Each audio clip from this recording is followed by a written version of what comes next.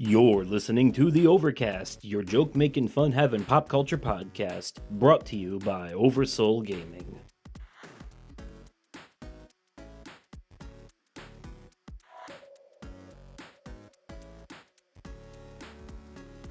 Hello there, everyone, and welcome to the Overcast. I'm Justin. I'm Nick. And I'm Brooksy. And together we're bringing you sunshine on a cloudy day. And in this episode, we are joined for the third time in the show's history by reoccurring special guest RMK Buried Alive. Hello, Ryan. Welcome. I actually attend every episode.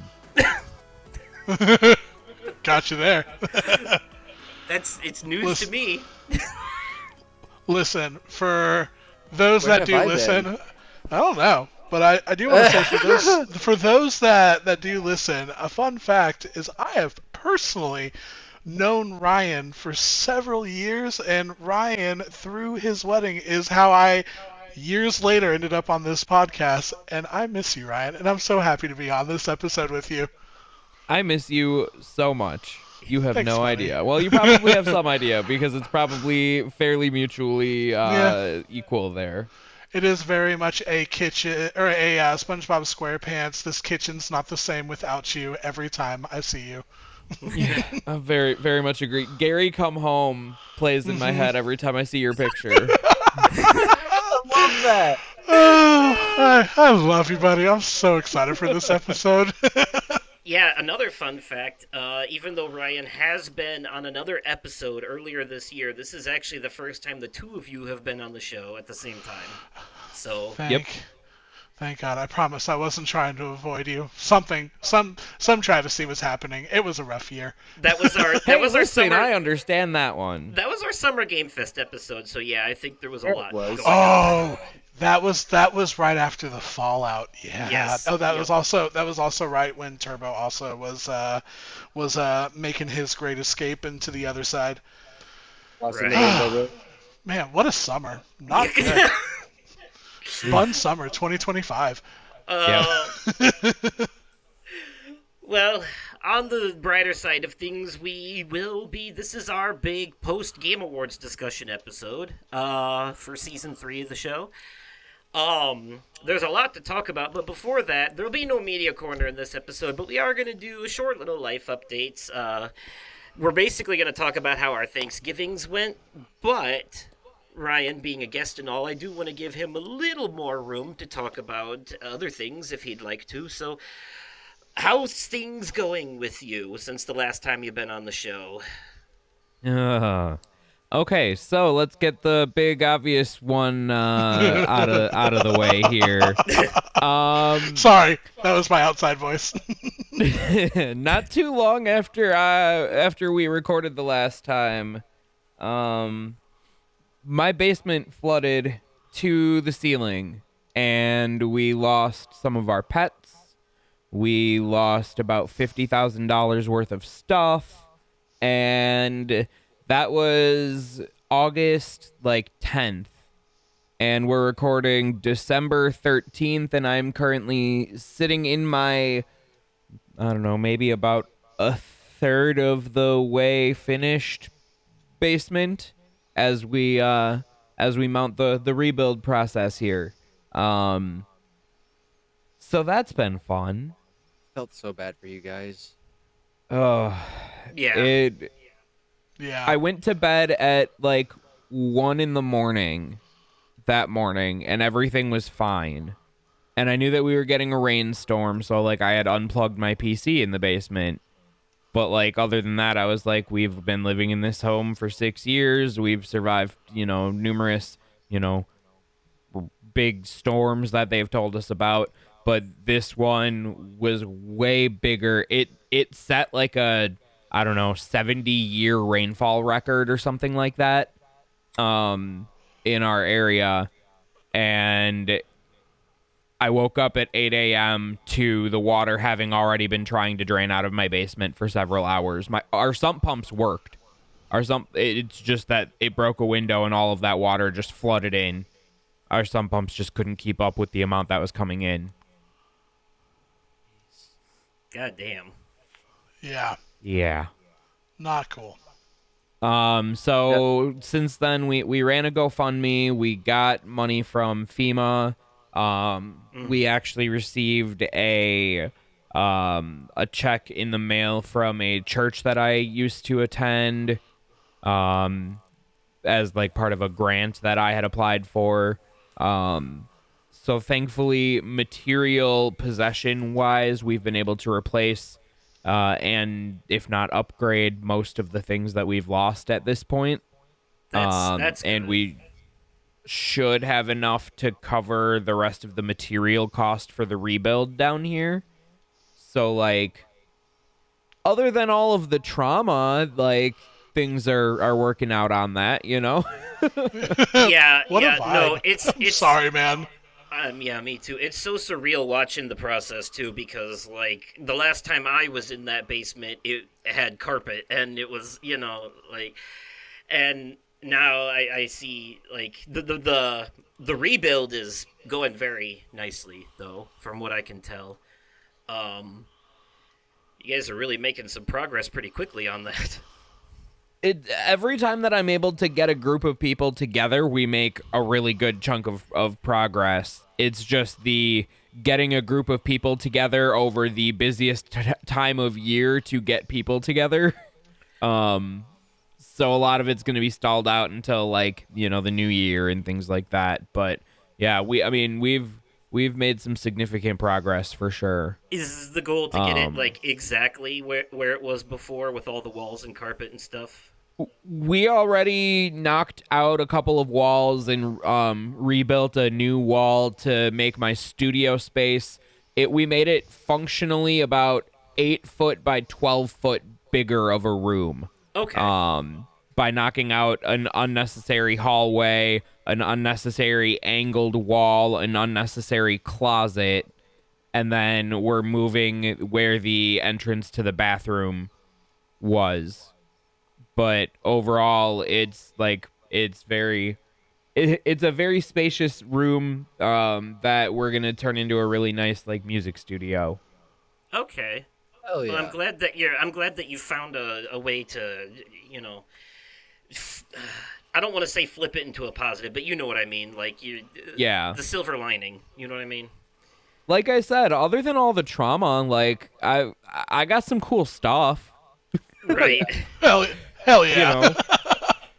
Like I upgraded my PC. Like over Black Friday, I upgraded my PC because 6 months before the flood, I had upgraded my old PC, pretty much everything except for my graphics card, and then I lost all of that in the flood. And over Black Friday, I ended up getting a good deal on a pre-built PC that now is basically equivalent to the one that I lost, but with a better graphics card in it. So it's like, hey, that's upgraded, Carissa lost a Sony camera, and we just got her a better Sony camera on replacement because it was on like a really good sale, So it's like the stuff that we are replacing, we're getting better versions of. So it's like that's nice. We did get to adopt 2 new chinchillas. Not that that's replacing the girls by any stretch of the means, but a little while after the flood happened, Carissa and I really started associating very heavily with the Pokemon Minccino and Cinccino, which are the 2 chinchilla Pokemon that were introduced back in Black and White. Okay. And so Carissa bought these really cool like foil Pokemon cards that have Minccino and Cinccino, and we got them like all framed up and stuff. And then in Green Bay, Wisconsin, which is maybe like an hour and a half from us, the Humane Society up there posted that someone turned in a chinchilla named Minccino, and one of my Facebook friends sent me the link to it. And I immediately emailed the Humane Society, and before they were even open for the day, they replied to me and they said, okay, we got we got all of this. Let us know when you can come and see him. We've pulled his listing from the website so nobody else can get him before you. Just let us know when works for you if you seriously want to come and get him. and so they held him for us, and we were able to adopt him. That's awesome. And then another friend of mine knew someone that was rehoming their chinchilla because the kids went off to college, and the parents didn't want to keep up with it anymore. Yeah. So we adopted Skippy through them. Nice. That's awesome. That's awesome. That's really awesome. Other than all of that, it's so much. It's a lot. It's been a lot to deal with it, but like it's now that we're a couple months deep into it, like I said, we're starting to see the light at the end of the tunnel for some of it, and we're looking for the positives where we can. But I've been working on gaming. We're gonna talk fairly heavily about at least one or two of the games that I really fell in love with this year, but Carissa got me Digimon Time Stranger for as an early Christmas present, because I got her a really nice Pokemon plushie as an early present, and so I've played the first couple hours of that, and that makes me really happy because you get to pick Patamon as one of your starters, and like if you know anything about me, you know how much I love Patamon. So I've been having a lot of fun playing that. I spent most of this year actually playing through Cyberpunk. I haven't finished it yet, but I don't know why it took me this long, but I finally did deep dive and play through all of that, and that game is as incredible as the hype that I've heard about it.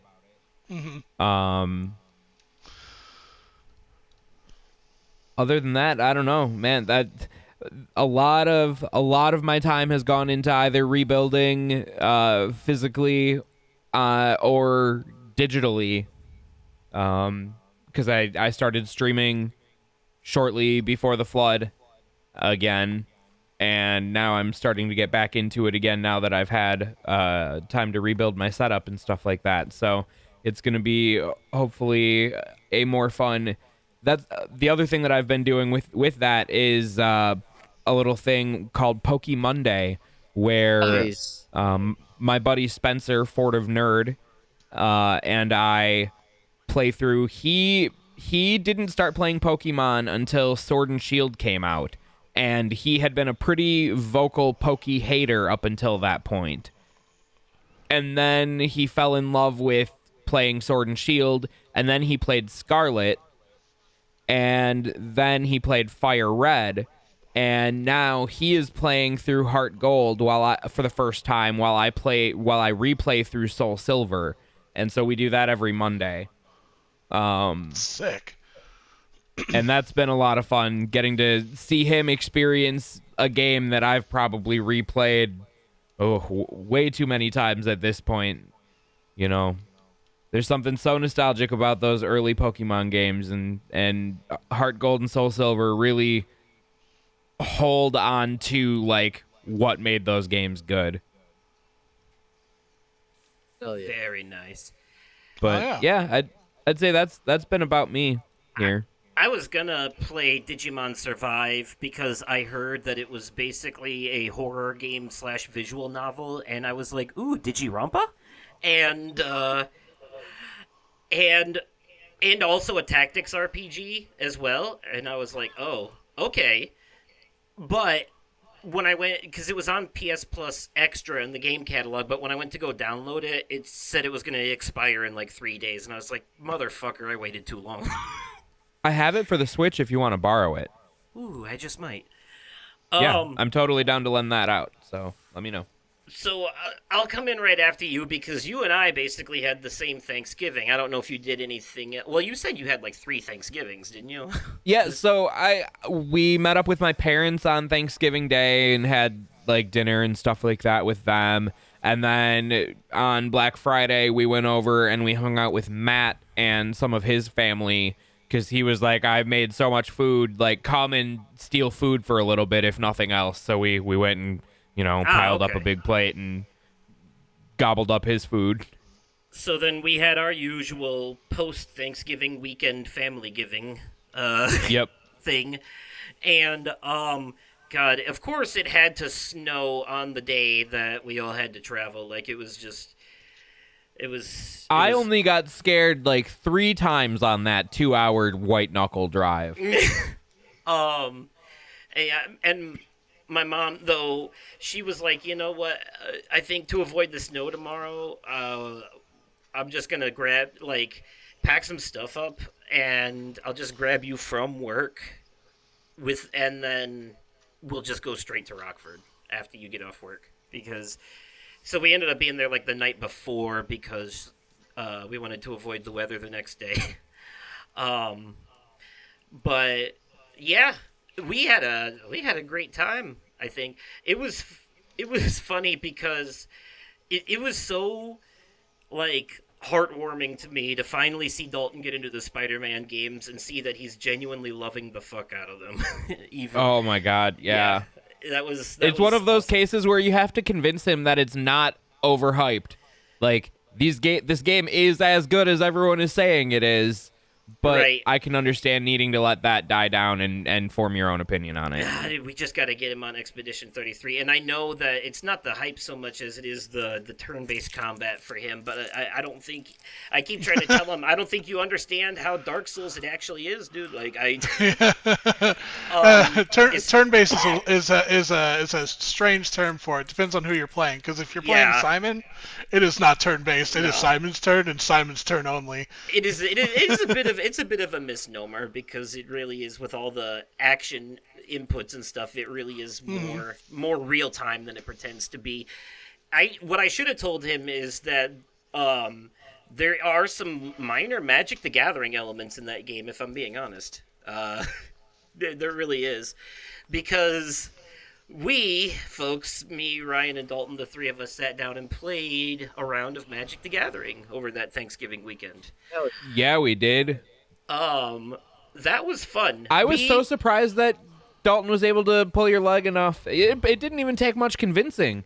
He was just like, "Hey, here, come play this cloud deck," and you're like, "Oh, well, yeah, all right." It definitely helped that I was playing with a pre-built deck that was entirely Final Fantasy VII themed. Fair enough. You know, it's like Magic the Gathering is one of those things, kind of like Kingdom Hearts and Metal Gear Solid, where I completely understand it, I fully get it, but it is almost impossible to explain from my perspective. Like I couldn't begin to explain it to someone else for the most part. And it is sometimes like when you guys talk about that stuff, it sounds like you're speaking Greek, but then when I'm actually in the game and seeing the cards firsthand, because I'm a very hands-on learner, it makes sense and clicks with me when I'm in it. But when I'm outside of it, it's very confusing. If that makes any sense. There's a lot of times that like card names and things like that will be casually thrown at me, and I'll just like I'll feel like, the woman trying to solve math gif. Yes. As it's like, okay, listen, I might know all of these cards, but if I don't have them in front of me, I don't know what the hell you're talking about. To be fair, though, I did have to ask some questions, and I don't know how many people listening are familiar with the context of this game, but I will say who had control, who was in the lead, switched a lot in this round, and Ryan had an equipment on one of his creatures that was basically just giving him extra life every turn. Eventually, I got tired of this shit and just wiped the whole board with a meteor spell, which wouldn't have happened if Dalton hadn't killed my Sephiroth. I had a Sephiroth on the field. He was indestructible. Dalton found a way to get rid of him anyways, and then I said, all right, fuck everybody. Then I just wiped the board. It was fun. There was a point... At one point, all three of us had the upper hand, but eventually I think it was Ryan who came out victorious in that one. I did win. So yeah, I was able to come back from 2 different board wipes that you played throughout the course of that game. I played 2 of them? Yeah. Oh. I know that I did permanently destroy a couple of artifacts because they were really getting on my nerves. But that is the game, is it not? That is. Yeah, no, that shit's actually it really is like playing a turn-based RPG. Honestly, in a lot of ways. And And Lune in Expedition 33 feels very Magic the Gathering coded with her elements and shit. Yeah, that's fair. So not just her, but Sayel as well, the one with the scythe. Uh, the actually she's my favorite character to use in that game because of how much damage she can do when you build up the when you figure out the sun and moon mechanic. I exploited the fuck out of that.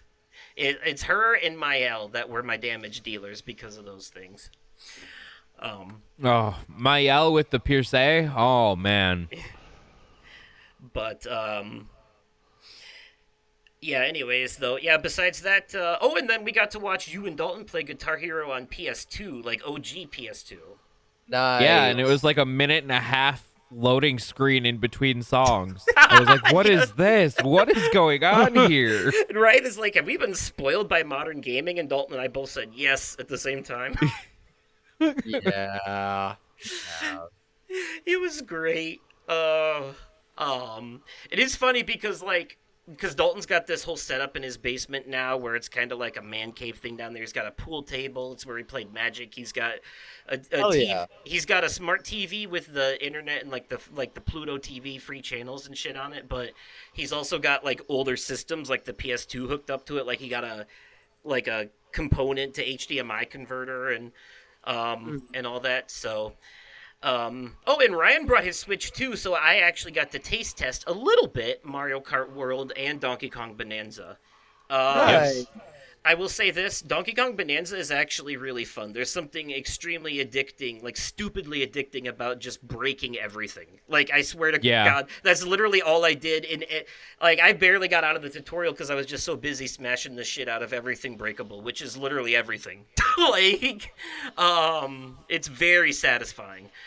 And Mario Kart World, I feel like... So I did a couple of Grand Prix, and I was like, oh, I see what they're saying. Something very weird with that one. Some of the races are actually you driving to the next track, and there's a couple checkpoints that count as the laps, and then you actually only end up doing one loop around the actual course for the final lap of that one. And I was like, I don't know if I like this. I don't know if I like that setup. I kind of miss the doing 3 loops around one track. I think that Mario Kart World really shines in the free roam. That is where it really allows itself to like give its own character in a way that works in the game. Yeah, I did a bit of that and did a couple P-block challenges and stuff, and I was like, oh, this is cool. Okay, I see. Yeah, that's cool. I'm not sure if I like the new setup for the Grand Prix, though, to be honest. Sounds interesting. But, yeah, and then we just had the traditional Thanksgiving food plus cheesy potato casserole and corn pudding. Nothing too outrageous, though. Just the normal stuff, turkey, potatoes, sweet potatoes, all that fun stuff. Green bean casserole. So, it was a good time. Got to see our niece as well. Alrighty. Nick, tell me about your Thanksgiving. So, we actually hosted Thanksgiving this year. Oh, cool. Since we got the house back in May, Sarah's mom bought us a full set dining room table. The expectation that we host the family dinners going forward. Okay. The first one being Thanksgiving. So we Sarah got to laugh at my expense the morning of, because I have never taken the innards out of a turkey before.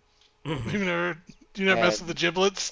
Oh, bro, felt so weird. So the neck felt more awkward than the bag of giblets. Yeah. I didn't know how to feel about it. It was so weird. But no, she got to laugh at that, and then I slept until like 30. Oh, it was like as soon as I got up, I wasted no time. I'm like, oh shit, what time is it? It's 30. Fuck. It's Thanksgiving Day parade. So I went down and I like turned that on Peacock and I backed it up like an hour because I knew Cynthia Erivo was opening the show. Know with what? Because she was being very secretive about it. It turns out it wasn't anything from Wicked, more so just like a performance, and it was a good one. Willow got really excited when the girls from K-pop Demon Hunters come out to sing her absolute favorite song from the entire movie, Golden. She lost her mind. Hmm. Was it was cute. She is so obsessed with K-pop Demon Hunters to the point where like she next year wants to be Rumi for Halloween. Nice, nice. You saw a bunch of kids dressed up as Rumi for Halloween this year, and now she wants to do the same next year. Fair. Can't Love it. say I blame her, cause no. Anyways, so we got the turkey in the oven. Uh,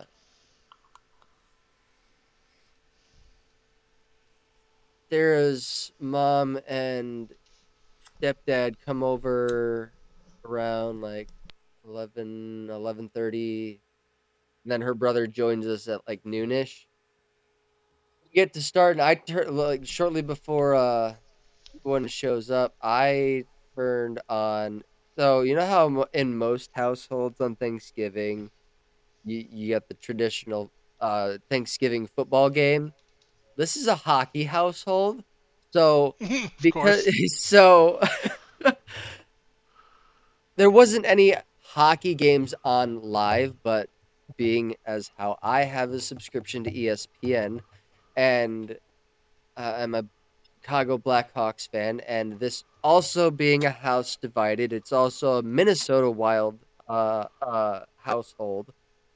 I turned on the game from the night before, which was the Minnesota Wild versus the Chicago Blackhawks. Uh, I already knew how this game turned out, and it was the game went into overtime. Minnesota ended up winning in overtime. But we had what all did we have with our Thanksgiving dinner? Oh, so Willow helped make the Jello.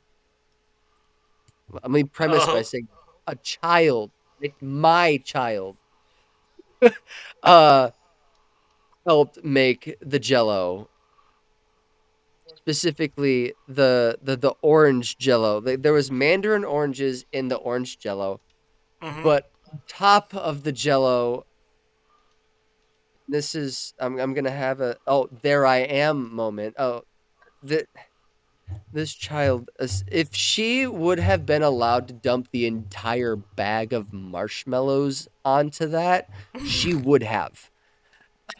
There was more marshmallows on the orange Jello than there was in the green Jello. You know what though? Same.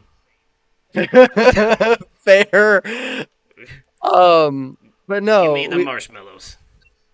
uh, Sarah's mom had pre-made the green bean casserole, which is my absolute favorite Thanksgiving dish, uh aside from deviled eggs. Mhm. Oh, I think you and Ryan might have that in common. Oh, I love me some deviled eggs. I am a Um, big deviled egg girly myself, bro. My I get yeah. it. parents asked me if there was anything that they needed to make for Thanksgiving, and I said deviled eggs, and my parents proceeded to make like 20 of them, and I swear I probably had half of them at least. We'll have to So, make some for Christmas this year. one Some thing I will say though, Yeah. thing thing I will say though is unfortunately, there were no deviled eggs at this year's Thanksgiving. I Mm. should have said something when I was asked, is there anything that needs to be made. I was very adamant about the green bean casserole and neglected to bring up my other favorite. But green bean casserole is a default given for Thanksgiving. Hmm. Like it's Yeah, just part no, of we the list. had ham, turkey, stuffing, green bean casserole, dinner rolls, Oh, you had mashed ham potatoes. and turkey. Okay, nice, Yeah. nice. Oh, you Um. fancy, huh? Oh yeah. Oh yeah. Oh yeah. um. No. We had. Uh. There was Jello. I already mentioned the Jello. There was. Was there Jello? There was. There was Jello. I get the feeling there might have been Jello There was Jello. There's with definitely Jello. marshmallows. Yes. Um. I know. Like. So I like immediately before the turkey was even once the turkey was pulled out of the oven, I immediately called dibs on one of the turkey legs and Hmm. oh, I took a nice nap after everyone left. Oh yeah, Oh, it's not Thanksgiving without a post-food coma nap. exactly, dude. Like I went back and got like one more plate of not I mean not everything, but a lot of the things. We had It so much was shit. I had to have two plates to fit it all. fair Yeah. enough. Um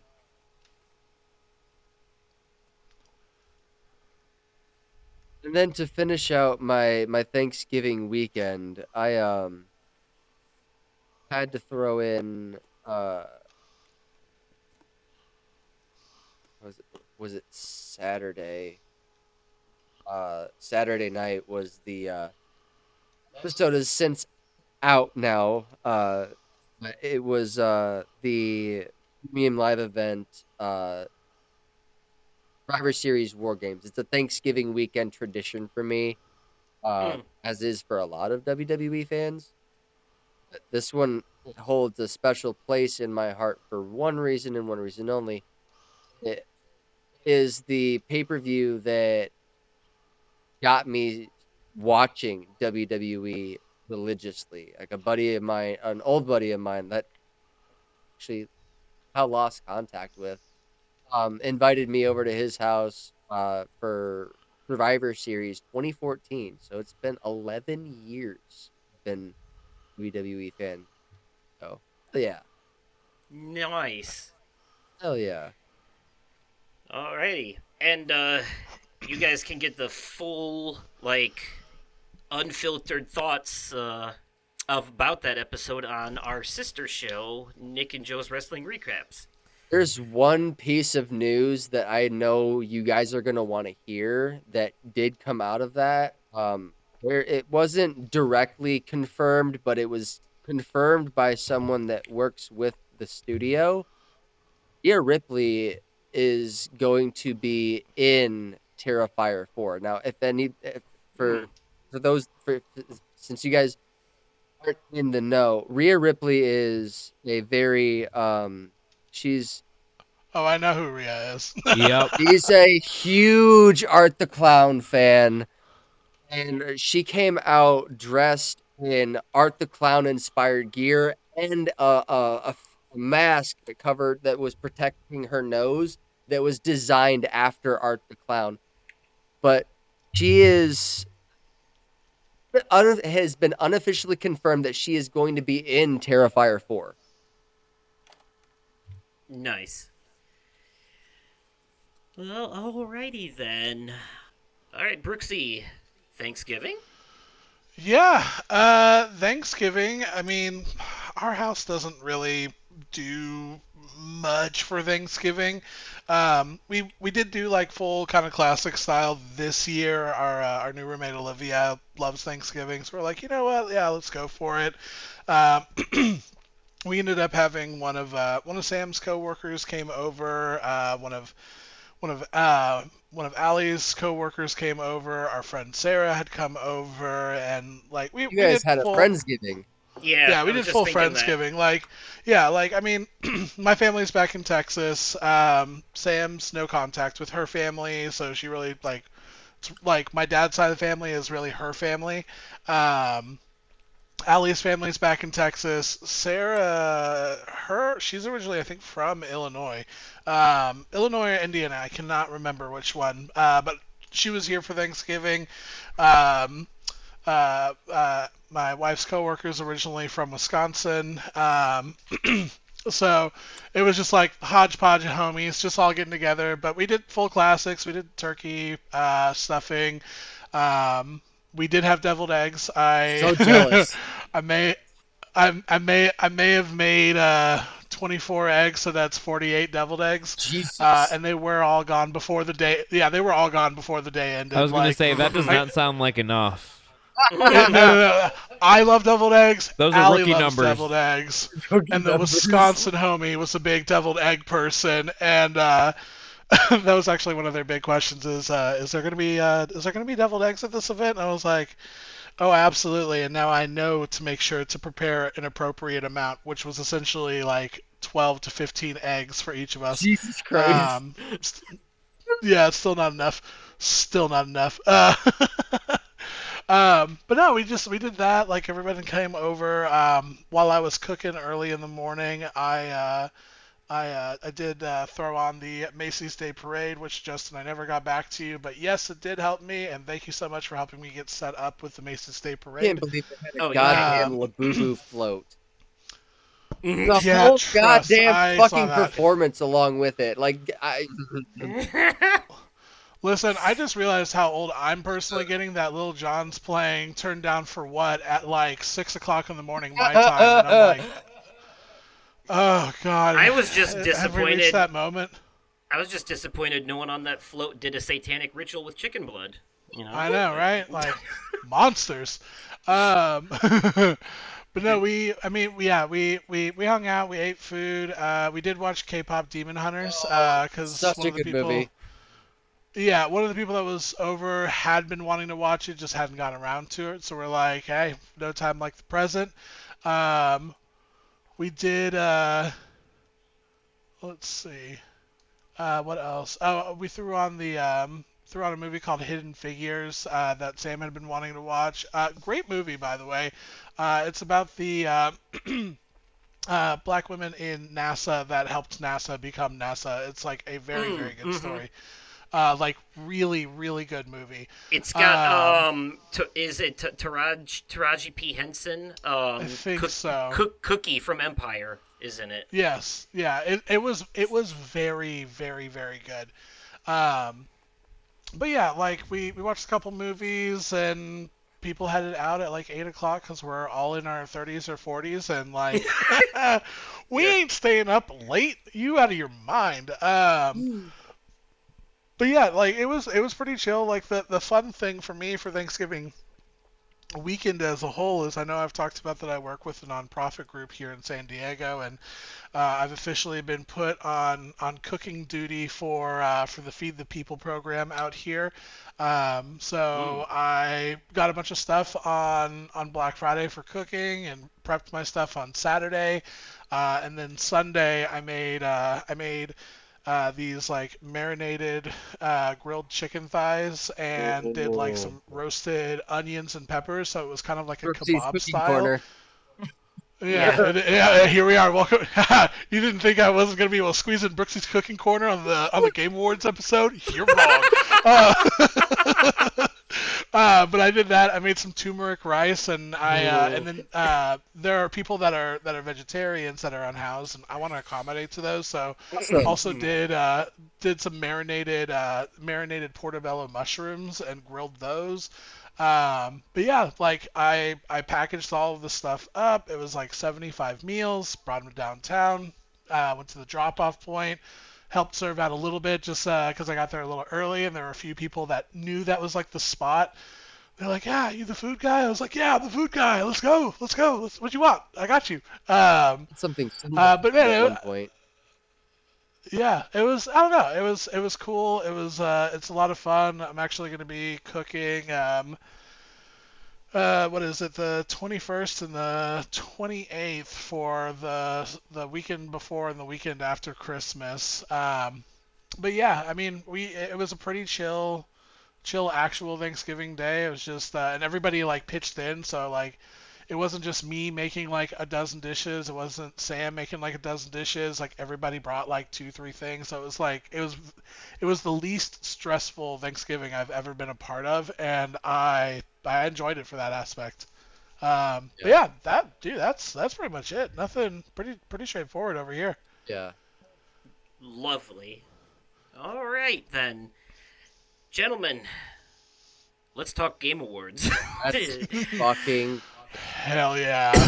So, Hell yeah. where do you want to start? Should we just let I feel like we should. Brooksy get his grievance out in the get go? Like, No, we will get to my grievances later. no, that should be the starting point so we can get to the good shit. All after right, the fact. all right. Honestly, I just want to put it on the record that I loved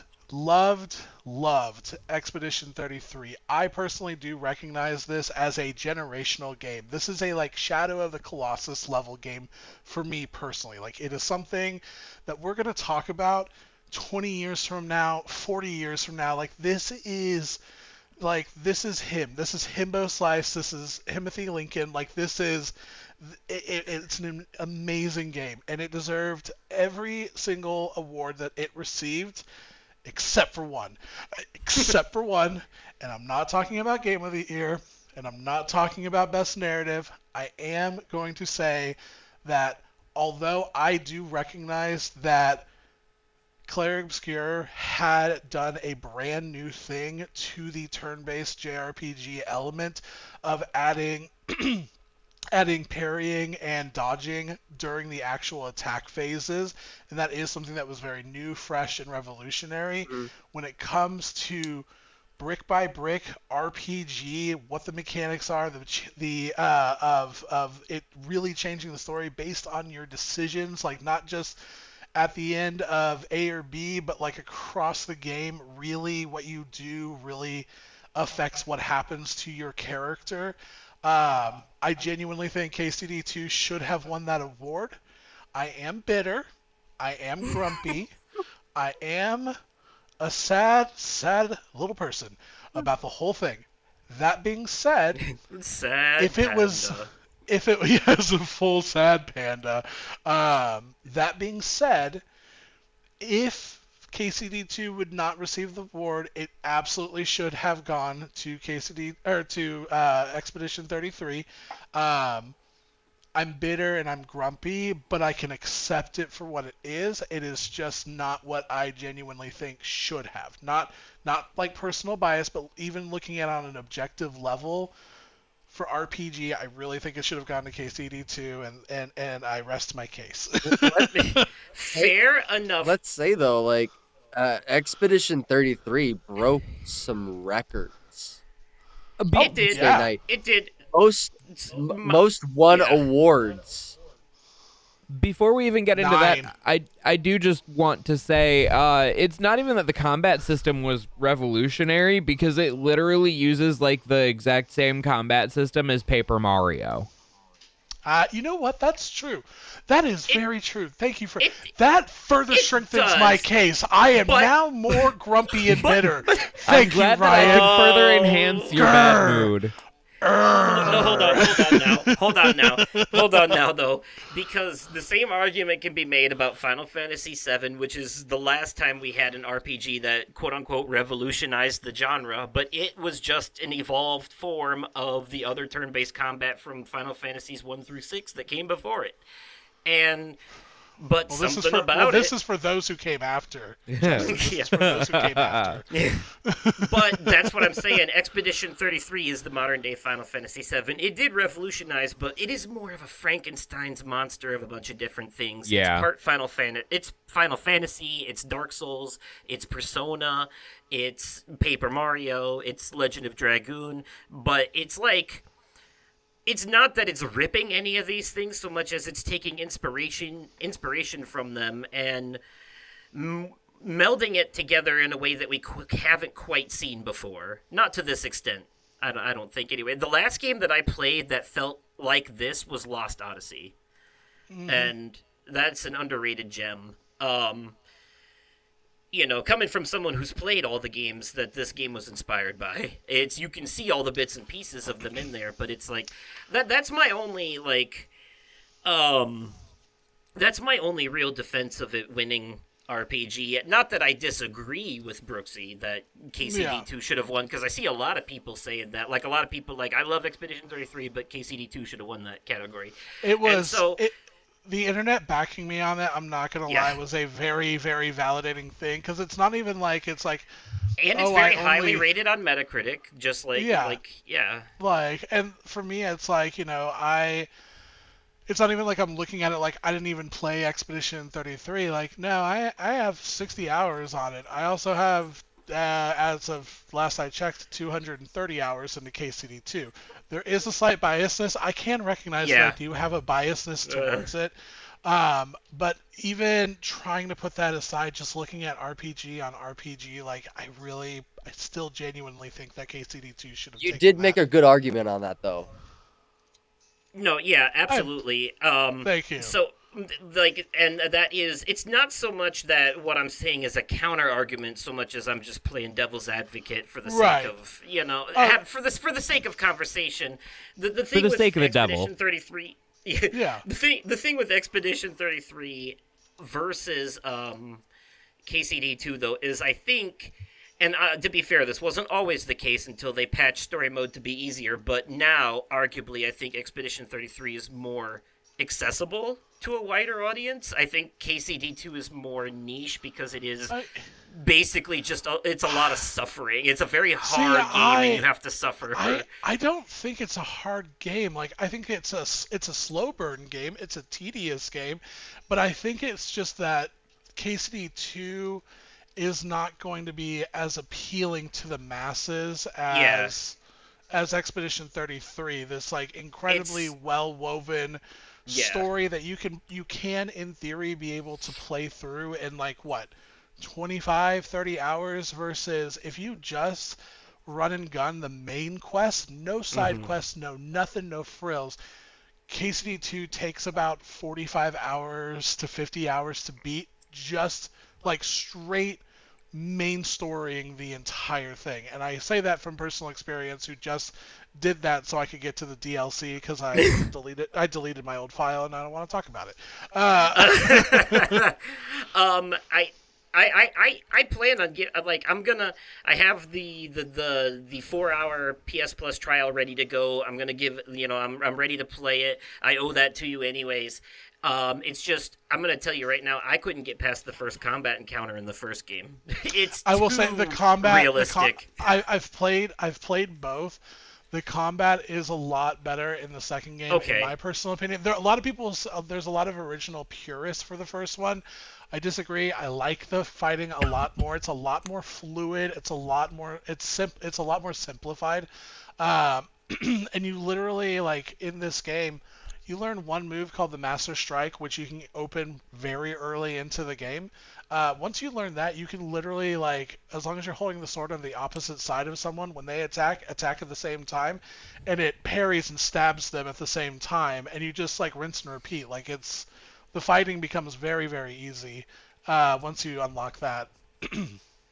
Now that I've now that I've given the argument for Expedition 33, I will say, to flip back over, from what I understand of KCD2, from a very technical standpoint, that is a game where you are quite literally playing the role of a peasant who starts with nothing and works their way up to whatever you want Yes. to be, quite frankly. And that Yes. is the very definition of role playing. So I can Yeah. definitely see why.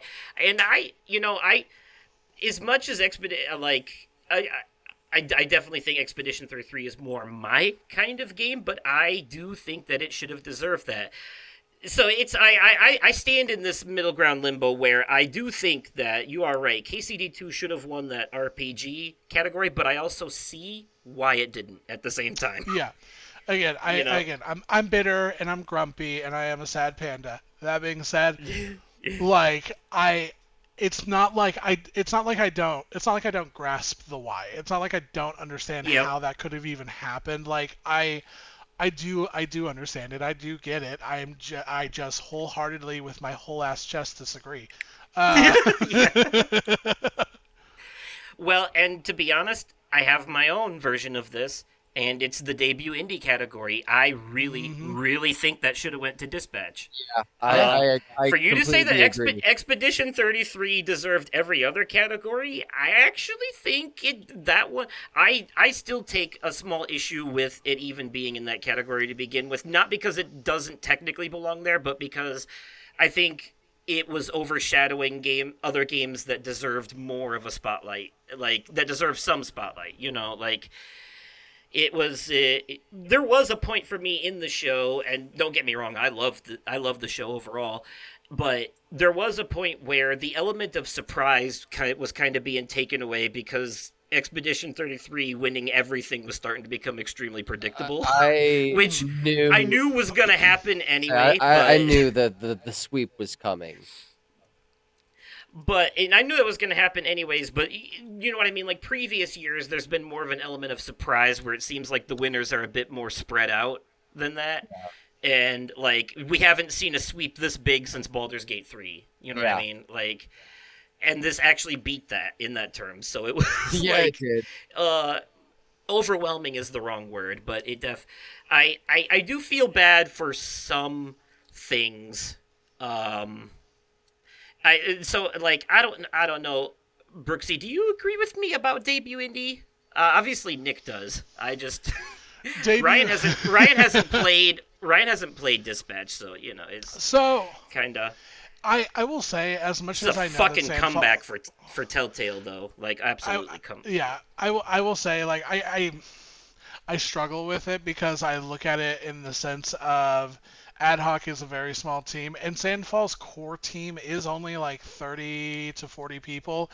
They did have over 400 people collectively work on it, and I'm like, it's hard for me. I will say I would have preferred Dispatch to win that, and it's just again it's that fact of like they're in more categories than any other game has ever been in. Let other people shine. Like, Yeah. are you gonna be that upset if you walk away with 5 or 6 trophies as opposed to 9? Like, Yeah. take Goaty. You deserve Goaty. I have no question on that. Take Yeah. Goaty. No Absolutely. question. I think like, and I know Nick has only played some of the game, but just knowing everything he does, I think we can all pretty much be in agreement that the game of the year winner, like the actual game of the year winner, was the right choice. Yeah. Yeah. And Ryan, Oh, yeah, absolutely. yeah, I was gonna say, and you've actually played almost everything that was up for game of the year this year, which is like. This is like the one of the years where I only played like 2 things that were on that list, maybe 3. Yeah. Yeah. The only thing I hadn't played is Bonanza, but even Bonanza, like I've played a demo of it, but like I didn't play it. You know what I mean? I don't think that Bonanza Right. deserved to be in the top 6. No. Yeah. I don't know where the fuck that came from, to be honest. That was the Nintendo It- tax, for sure. Yeah. Yeah, it was Yeah. Nintendo tax. It was a Nintendo tax. Oh, the I will Nintendo say- tax. Did I will anyone say- else have? Oh, sorry. Go ahead. I was gonna say honestly, I think really out of everything like announcement wise, the only thing outside of KCD2 that genuinely surprised me is watching our Lord and Savior Kojima walk away with nothing. That was the most surprising thing for me personally. I was like, holy crap. I don't think I'm that's literally ever happened. I'm sorry, Brooksy, but you and I are on an island here. We're gonna find no love in there Oh, among our peers in oh, this one. are we the only Kojima Glazers in the chat? Okay, Yes, understood. the man is literally the video game version of Quentin Tarantino. The Yeah, taste is so acquired that it's beyond that's fair. like That's fair. he's a fucking mad genius. But there, you also have to be mad to appreciate it. Quite frankly, and God knows I'm a bit kooky. But no, quite frankly, like I said in one of these Discord chats I was in, that like I voted for Kojima. I voted for Death Stranding 2 for best game direction because I think Kojima is like a masterful like director. Like his story writing is fucking convoluted and all over the place, Yeah, and I'm pretty sure he's making it up as he goes along half the time. The but the gameplay stuff that he does, like the way that he messes with the player and the trickery and that shit, like Psycho Mantis reading your memory card back in MGS1 and all that, like that stuff is genius to me. And he does, and like the last 5 hours of Death Stranding 2, I will never forget as long as I live. That is some of the most insane shit I've ever seen in my life, quite frankly. And like Nick, Ryan, I know you guys will probably never actually play that game. Just look up the last like I don't know, like 2 hours of that game, like the cutscene wise. It is fucking bonkers. Absolutely Right. insane. Um yeah. So yeah.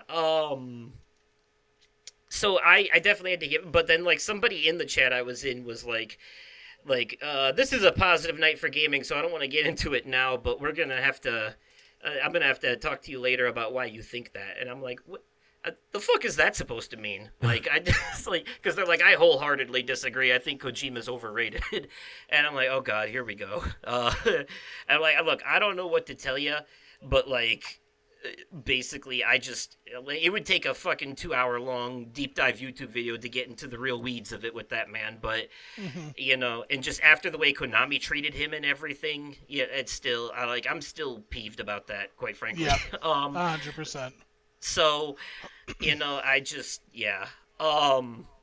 but I am like, basically it's just I find that weird gameplay shit just to be like very subversive and smart. Like, I love it. I don't know. It's hard to explain. It's definitely an acquired taste. Death Stranding is the kind of thing that's so extremely niche, but much like the Persona games, I can't really put into words what it is, but there's something very addictive and satisfying about the gameplay loop. Yeah, Yeah, You fair know, enough. it's I think it is like, and I think it's like, Brooksy, you said one of the things that you did in KCD2 more than anything else was sit there and like forge weapons, and just like, I'm I'm literally forging weapons as we're talking right now. right. It was just like you said, the mundanity of it for you was almost meditative to a degree. And Yes. for me, I guess that's part of what it is, because Death Stranding is the kind of game where progress is a puzzle, and it's the kind of like, how do I maximize my cargo while getting over these obstacles? Like, I have water and mountains to climb and shit, and then make the most of it. Then you get to the next spot and you unload all those packages, and it's just so satisfying. It's like, you know but in Death Stranding 2's favor, it is more mainstream friendly than the first game, I would argue. Death Stranding 2, sans the first couple of hours, once you get about 5 hours in, the game becomes way more action focused than the first one. The delivery shit is still there, but it's a lot easier this time around. Like, the mountains are no longer a huge obstacle. Like, in the first game, getting through the snow was an absolute bitch. In this game, you just get on a motorcycle and you tear through the snow. It's so easy. They Yeah. made it 1,000 times easier. They basically cut back on the mundanity and clunkiness of the gameplay of the original and replaced it with more combat and fucking weird, surreal storytelling. But fucking, I love the cutscenes in that game. So yeah, it's such weird shit. But that's what I love. I love weird shit. I'm into that, and I'm into convoluted nonsense. So Fair enough. Yeah, so I gave that game direction. But yeah, with Kojima got nothing this year, and I was just like, I wonder who's more mad about that, him or Jeff? Quite honestly, like, you know, I feel like I saw a video that as soon as Claire Obscure won Game of the Year, Hideo had like gotten up and was like, "I'm outie. Later, guys. Have a good one."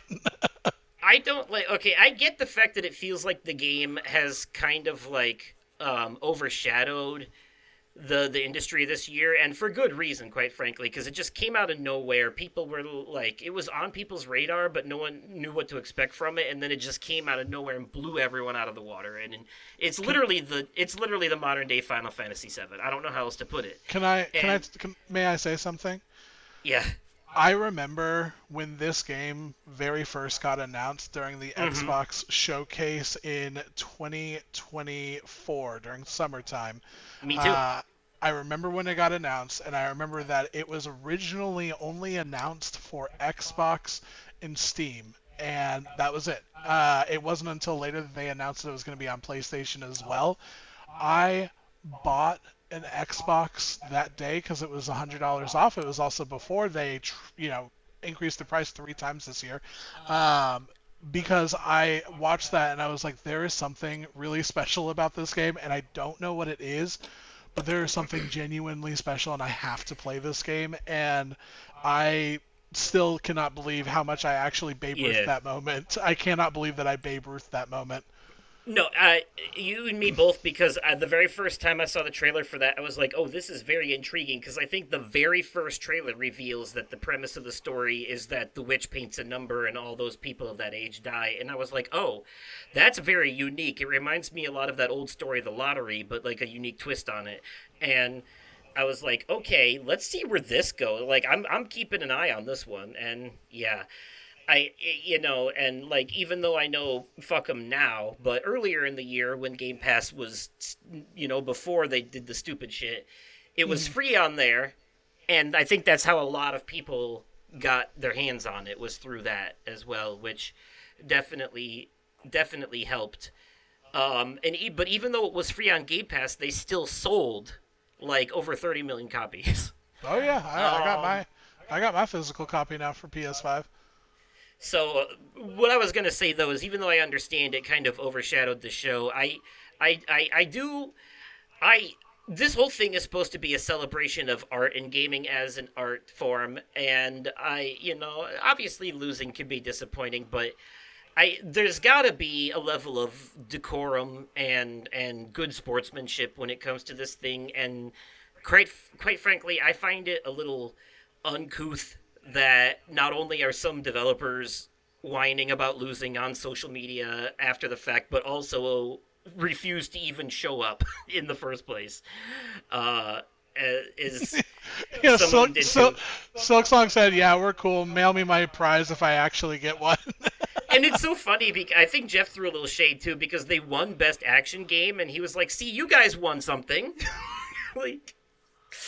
So I don't like that as a look, though. On the one hand, I understand. In bad taste. On the one hand, I understand that. On the other hand, they live in Australia. I could see them being like, I don't feel like flying to the U.S. Okay, fair enough.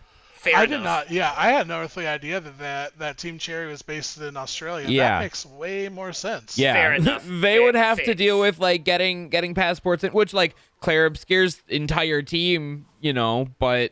Even right. So it's not like that's a great argument, but I can still understand them being like, listen, we don't want to have to deal with this. Right.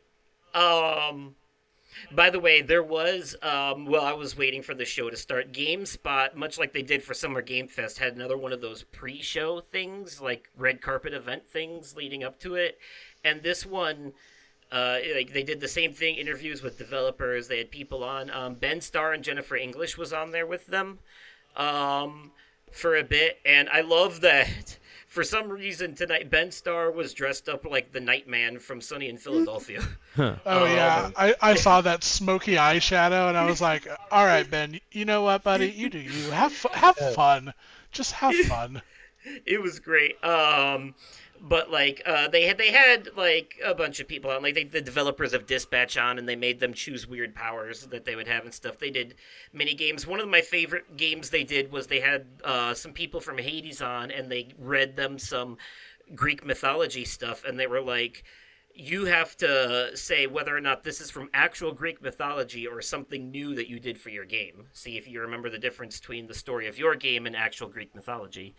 Um, That's was a fun, fucking cool. yeah, it was a fun contest. There was a bit where they had a couple people on from Expedition 33, and they were playing a bit from the game, and they were going to see how many parries they could get in while someone off to the side is like distracting them with a baguette. Like they're like bopping them in the head with it, sticking it in their face and shit. It was great. So yeah, just fun stuff like that. But uh outside of that though, yeah,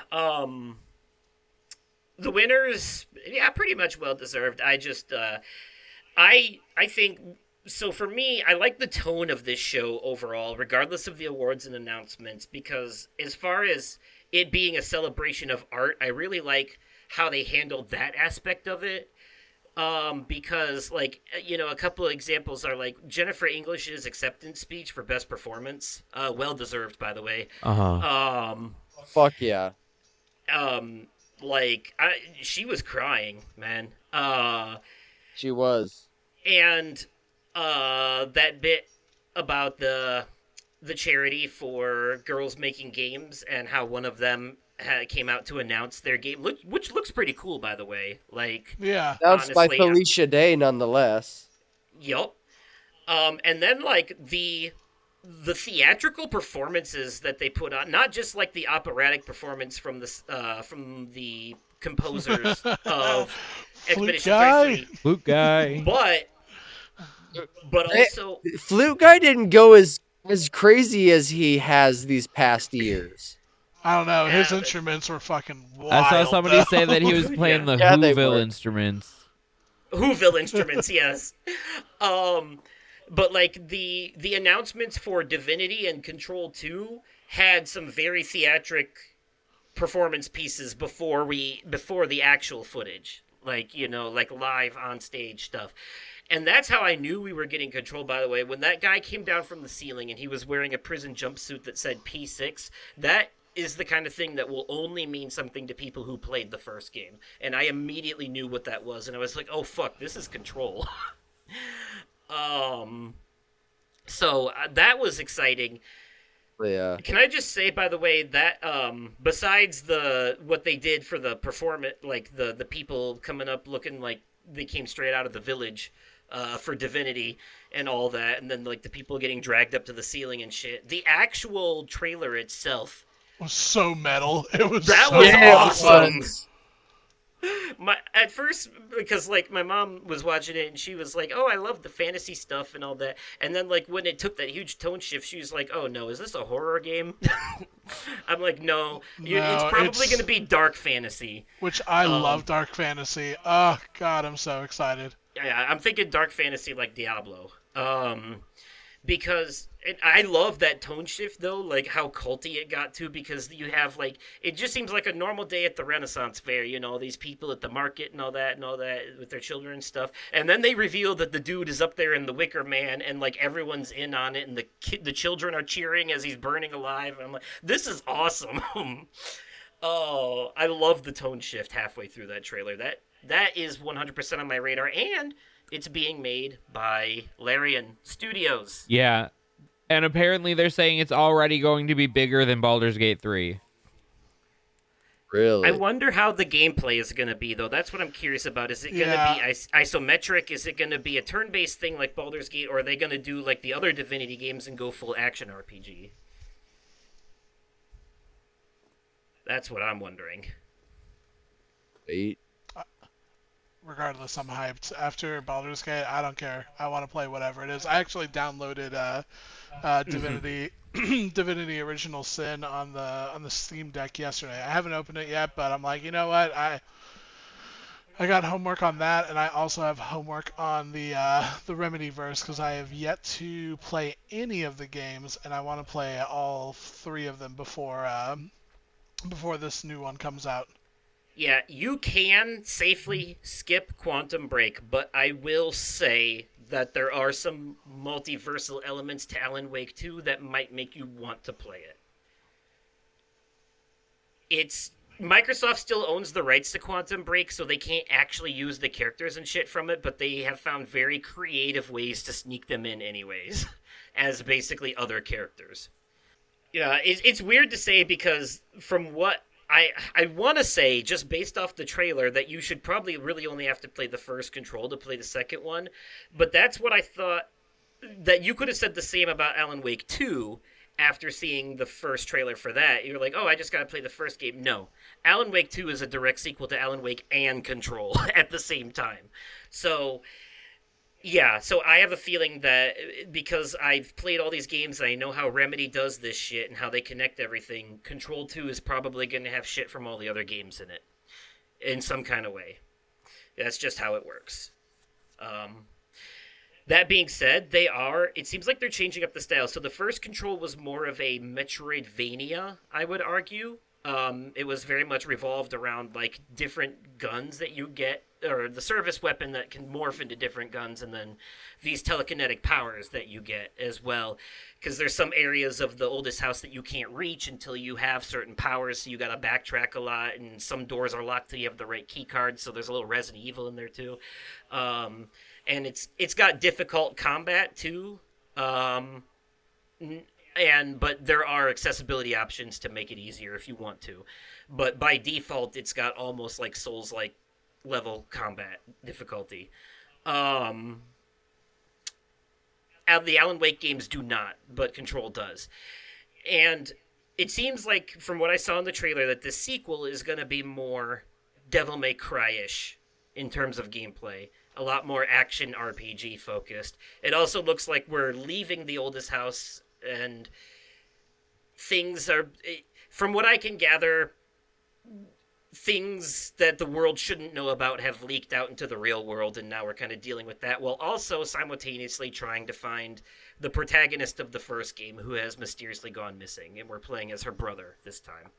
So, I'm excited. I am very excited as someone who is fully caught up on the Remedyverse, and I will say, if you guys start playing those games by the time you get to the end of Alan Wake 2 and its DLC, you will also be excited. Fair yeah. enough. Honestly, that was probably the biggest announcement for me, like top tier, and I was glad to see more of Resident Evil 9 Requiem as well. Mm-hmm. That being said, though, as soon as the trailer began, I started getting this vibe that they were about to reveal something, and I was like, oh. And I called it before it happened. I was like, okay, that car door is gonna open, and someone's gonna step out, and the camera's gonna pan up, and it's gonna be fucking Leon. I guarantee. And that's exactly what happened. And I was like, yup. And I was like, the leakers are right, but you know what? I'm not entirely mad because I'm just glad it's not Chris Redfield. But there is a part of me that wishes that the soft reboot trilogy, starting with Resident Evil 7, that they would just let these games fucking stand on their own 2 feet and stop shoehorning in legacy characters. I get why they're doing it. So many people are afraid to even try these games if they don't know that their security blanket old macho white savior fucks aren't in them. But it's just like they did so good with Resident Evil 7 being a full-on horror game, but then like Chris plays such a big role in Village, and it's just I don't know. They're doing that thing again where they're starting to devolve back. That being said, though, it is good to know that this one will be balanced. They said that Grace's sections will be 100% horror, like full-on, like shit your pants terror, and then Leon's sections will be like a reprieve from that, and honestly, that is not 100% a bad thing. because as someone who's played pretty much every numbered title in the series and most of the spin-offs, I can safely say one of my favorite games in the series is Resident Evil Revelations, the first one, and it does a split campaign with Jill and Chris, and it actually works quite well where Jill's sections are way more horror focused and Chris's are more action, and then they did it again with Revelations 2 with Claire and Barry. So I'm okay with that. But as long as Leon's sections are more like the Resident Evil 2 remake, where it's still more horror focused, as long as it's not like Resident Evil 6 where they just went full on anime action like Michael Bay shit, then I'll be fine. Like Leon is too old to still be suplexing Las Plagas. You know what I mean? Like I saw that character design. He's got wrinkles and gray hair now. That man's up there in age. He's definitely got that. I'm too old for the. And you know what? I'm calling it now. Leon might actually die in this game. They're not done with Chris because there's more shit going on with him on the side. Yeah. But like Leon, this might be his swan song. We'll see. I hope that his section, as long as his parts aren't too actiony, I don't mind a breather from the horror because Grace's parts, I'll be honest, I love this series. I'm a little scared. I've seen the gameplay of that stealth section with that big fucking creepy lady thing, and that I'm a little scared. But it does help me decide on the camera angle. Finally, I'm gonna be first person for Grace and third person for Leon. That seems appropriate. I'm going to switch back and forth because from what I understand, it's not two separate campaigns. The game is going to flip back and forth between them, you know. So I'm okay with that. I'm okay with that because that actually leaves room for continuity. One of the things the Resident Evil 2 remake fucked up was the A and B campaigns for Claire and Leon. They kind of both have the same shit happening in certain areas, and it kind of messes with the continuity a bit. But I'm still looking forward to this. I definitely like these newer games, and I'm curious to see where this one goes. What was everyone else's biggest announcement of the show? So Like, what was... not necessarily an announcement, but a first trailer. Okay. I already knew that two WWE superstars were cast in this movie. Cody Rhodes and Roman Reigns. But we Yeah. got the first trailer for the new Street Fighter movie, and oh my fucking god, seeing Roman Reigns as I'm gonna kick myself. I knew this was going to grab you. Dude, this movie looks just this being the first trailer. I can't wait to see the next trailer, but just by this first trailer, it looks so fucking good, and I will be in the movie theaters for this one. And Jason Momoa is in it. Yes. And David Dalmakian from Late Night with the Devil. Mhm. Yep. Was there a game announcement, like a new one? Yes, for you? actually, not one but two new Tomb Raider games. Okay. One of them is actually I don't want to say remake / reimagining of the original Tomb Raider. So we've got Tomb Raider Legacy of Atlantis coming in 2026 and Tomb That's Raider the one. Catalyst coming in 2027.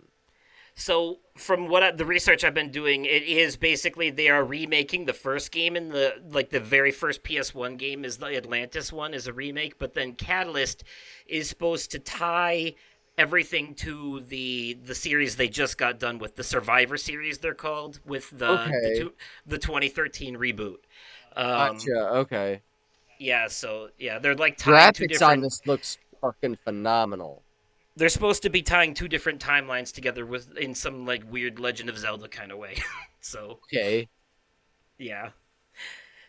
Yeah, no, I'm all in on it. I do share Brooksy's skepticism about Amazon being involved, though. Yeah, Yeah, that's my biggest concern, and the reason why is because Amazon literally Did say just Amazon. laid off pretty much everyone, like literally just about everyone. And with the amount of AI usage that Amazon has really been trying to shove into everything from their services to even horribly dubbing anime, it makes me very pessimistic about what these games are going to look like. So I'm essentially I'm excited, but I'm tempering my excitement until more comes out about the game. If that makes sense. Yep. Now that makes complete sense. Absolutely. Yeah. I gotta be honest, I'm glad you're excited, Nick, but Tomb Raider being your top announcement was not on my bingo card. No, it wasn't honestly. for me Wait, either. so which one did you guys think it was? Honestly, I thought it either would have been one of the new Star Wars games or that Badger one with Evan Peters. Yeah, the Badger game Actually, looks so not sick. now that I think about it, my most no. So yes, while I'm excited for the Tomb Raider games, the one game that stood out the most to me, this this might surprise you, this might not, but Order of the Sinking Star. Really? Yeah, What that does is Yes, surprise me. what was that one I again? was that puzzle one that has it's the Oh, so The many bird eye view puzzles. looking one. Yes, it looks like is that so much fun. reminds me of The Witness, honestly. Looks like so much fun. So it kind of reminds me, that there is this. It's a mobile game, but it was also on console. King Oddball kind of reminds me of Yeah, I that. loved King Oddball. I love King Oddball. It's a puzzle game, but it not. I know the way King Oddball is played. It's not the gameplay that reminds me. It's the mapping. The mapping that reminds me of King Oddball, and that's what has me intrigued. And the fact that there's so much more than King Oddball, sign me up. Okay, okay. What was the biggest new announcement for you, Ryan? Um. So here's the thing. I don't know that there was one standout like this is the biggest thing. There were 3 or 4 that I think caught my attention the most. So, Okay, Okay. we'll go with that. For Loop, which was J.J. Abrams, Bad Robot Games. Like, they took Left 4 Dead, and I'm always a sucker for those, like, 4-player co-op shooter style games like Left 4 Dead. So that looked really cool to me. Fail to save the world again and again. Yep, I'm a huge sucker for that kind of thing. There was where was the I just had the name in front of me and then I second guessed it. So now I'm just going through just double checking. There was the Orbitals, which was announced. It was like a The Switch game. yeah. Yeah. I thought that just the art style that really hit for me. Mm-hmm. I was not that this was a new because this game had been announced previously, but I really liked the Saros trailer that we got. That's the game that ties into the Returnal universe. Yeah, Returnal spiritual successor. It actually looks a bit more accessible. I like the shield mechanic, and I may actually play this one. I have Returnal in my library. I haven't played it yet. It is. Is it safe to call it a roguelike? Yes, I would say that's fair. Okay. Okay. Well, I thought it was more like Sci-Fi Souls, honestly. I mean that is But- also a fair way to put it.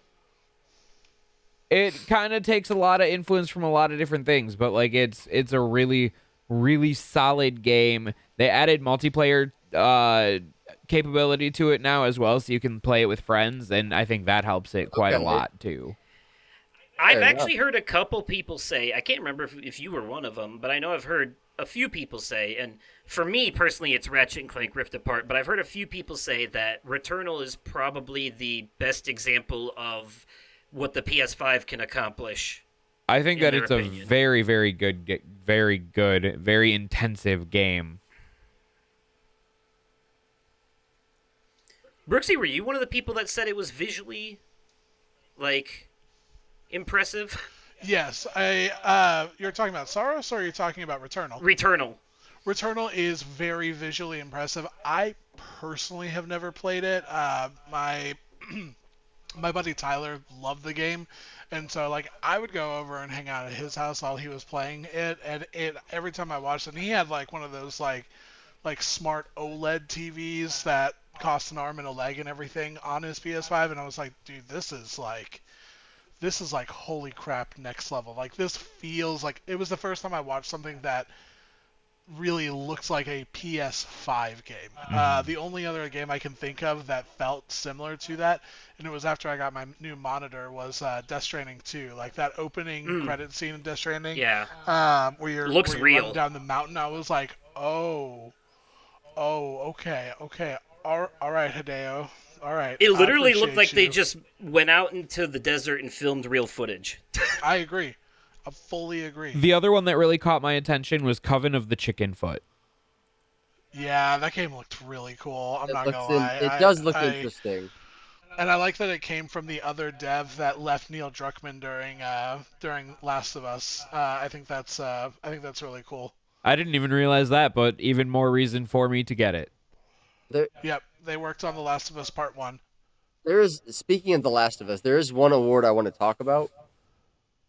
So when the cast of Street Fighter announced the winner for best adaptation, I was fully expecting this award to go to a Minecraft movie, but I'm not overly surprised that it went to The Last of Us.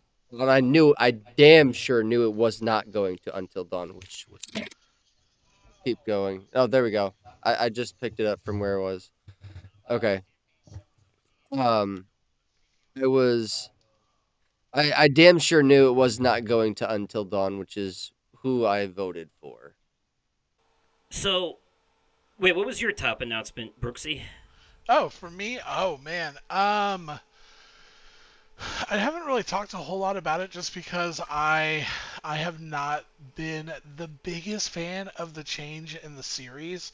So when this game announcement came out, I was like, oh, hell yeah, we are so back. It was Gang of Dragon. Gang of Dragon, I was so excited about because I am a huge Yakuza fan. I've played 0 through 6. I have played Like a Dragon, and I've played parts of Infinite Wealth. Had no interest in Pirate, like, and I feel bad saying that. It's just like the the old like kind of like almost like arena fighter that it was so much more fun for me than the turn-based style, and I love turn-based. It just never really fully sat well with me. When Like a Dragon came out, Infinite Wealth did get better because like you could basically do a specific move that would turn it into an arena fighter. But to see Gang of Dragon, which Gang of Dragon is one of the main founders of RGG, left the company several years ago to create his own dev company. And this is the very first game, and that's why it looks literally like a Yakuza game, is because Okay. it feels like this game is like a like true return to form, a brand new story, and it looks gorgeous. And if it is anything like the original Yakuza games, I am going to eat this up like nothing else. I will blindly drop 100 hours into it and be so satisfied. Um, Man, that was probably like my number one thing I was very excited about. Um, I love Baldur's Gate, and I've come to find a deep love for Larian. So seeing that Divinity trailer, and me being a big fantasy person, and me believing that we don't get nearly enough dark fantasy. Like Mm-hmm. that's why I got so excited earlier this year when Tainted Grail: Fall of Avalon came out. It was because it's literally dark fantasy Skyrim, and it plays like Skyrim, but it's a brand new story, whole new world, all of that stuff. Um, so like Divinity, like that was a really big one for me where I was like, okay, you've caught me in with the sauce. and as far as like like a number three, like a top three things I was most excited about, um, it's it's a toss up. Like I am really interested in No Law. It feels like a very Cyberpunk 2077 coded game, and I've played the crap out of Cyberpunk, so I'm excited to see what that looks like. But I also really like old school beat 'em ups, and the stupid Never Dies trailer really Oh caught yeah, my eye. Like really Mm. caught my eye, and it was like it felt like they took Eh, like the bones of Brutal Legend but threw it into a bubblegum pop punk universe. And so I'm like, okay, this feels like this could be really sick. This feels like it could be really sick. This feels like another like perfect 7 out of 10 game. So I am definitely going to be kind of paying attention to this. it gave Those me a are little like bit of a lollipop chainsaw as well. yeah, yeah, very, very, very much like that. It was really like that music aspect that made me think of like Brutal Legend kind of aspect where it's like tongue-in-cheek humor. It's not Jack Black, but it is like that tongue-in-cheek Yeah. humor that they showed in the trailer. It had a banger Blink 182 esque kind of song, um, and I was like, okay, all right, it really fucking you've did. caught my attention. You've caught my eye. I want to see where this goes. Um, And that was so in the pre-show along with that Bradley Badger the game Badger, yeah, with Evan Peters, which yeah, I love how creative it is The because you're badge basically does look playing an pretty fucking unfinished game fire. that you're kind of finishing as you're playing it, and I'm a sucker for that kind of thing. Didn't he early on in the trailer? He called it. Bradley the Badger himself called it Badgerborn. Yeah. yes. Like Um, that's what caught my attention. I'm like, wait, what?